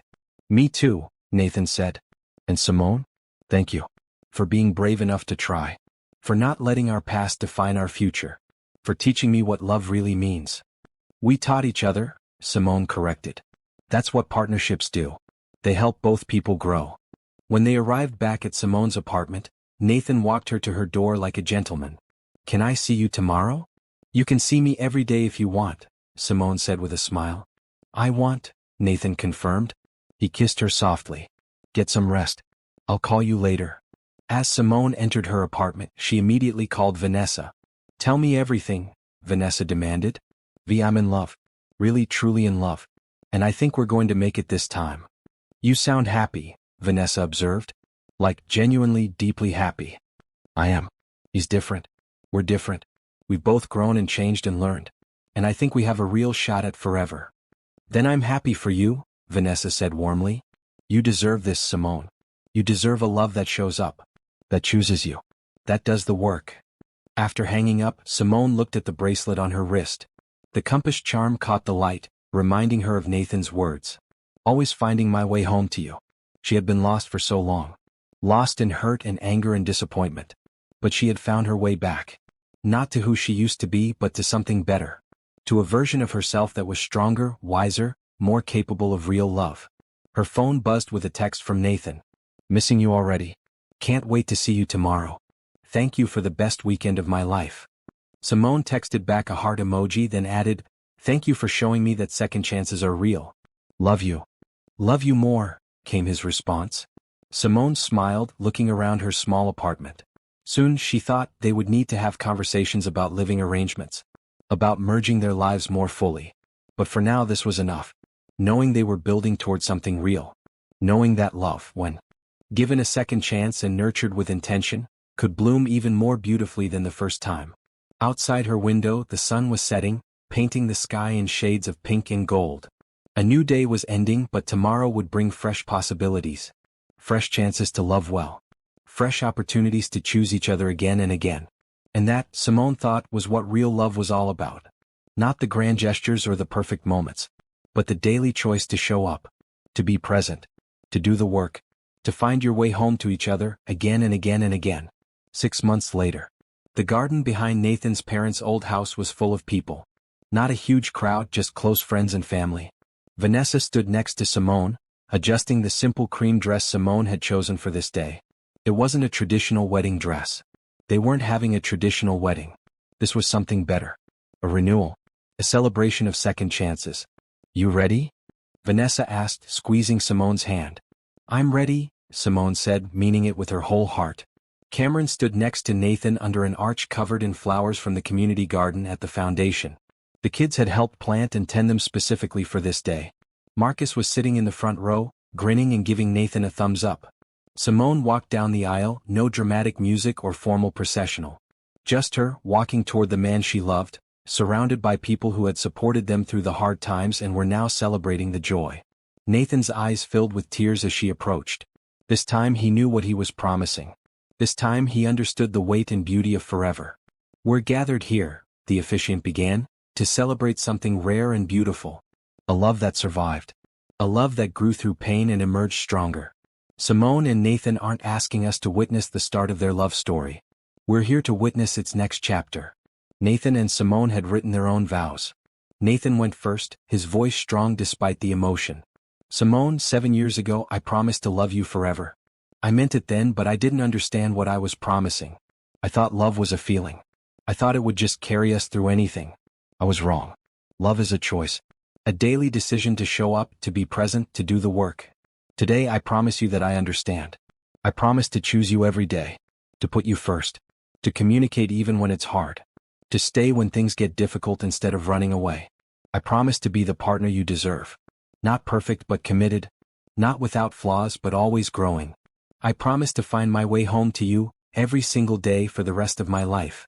Simone wiped away tears, then took a steadying breath to say her own vows. Nathan, when our marriage ended, I thought I had lost everything. But I had really just lost a version of us that wasn't meant to survive. The universe gave us both time to grow, to learn, to become people capable of real love. Today I'm not marrying the man who I divorced. I'm marrying the man who learned from his mistakes. Who did the hard work of changing. who proved through actions, not just words, that he understands what partnership means. I promise to be patient when you struggle, to be honest about my needs, to celebrate your victories and support you through failures. I promise to never give up on us again, to fight for what we have, to choose love even when it's hard. I promise to come home to you in every sense of that word, every day for the rest of our lives. They exchanged rings. Not the original bands from their first wedding, but new ones they had chosen together. Simple gold bands engraved with dates. Their first wedding date and this one. A reminder that their love story had two beginnings. By the power vested in me, the officiant said with a smile, I now pronounce you husband and wife. Again. Nathan, kiss your bride.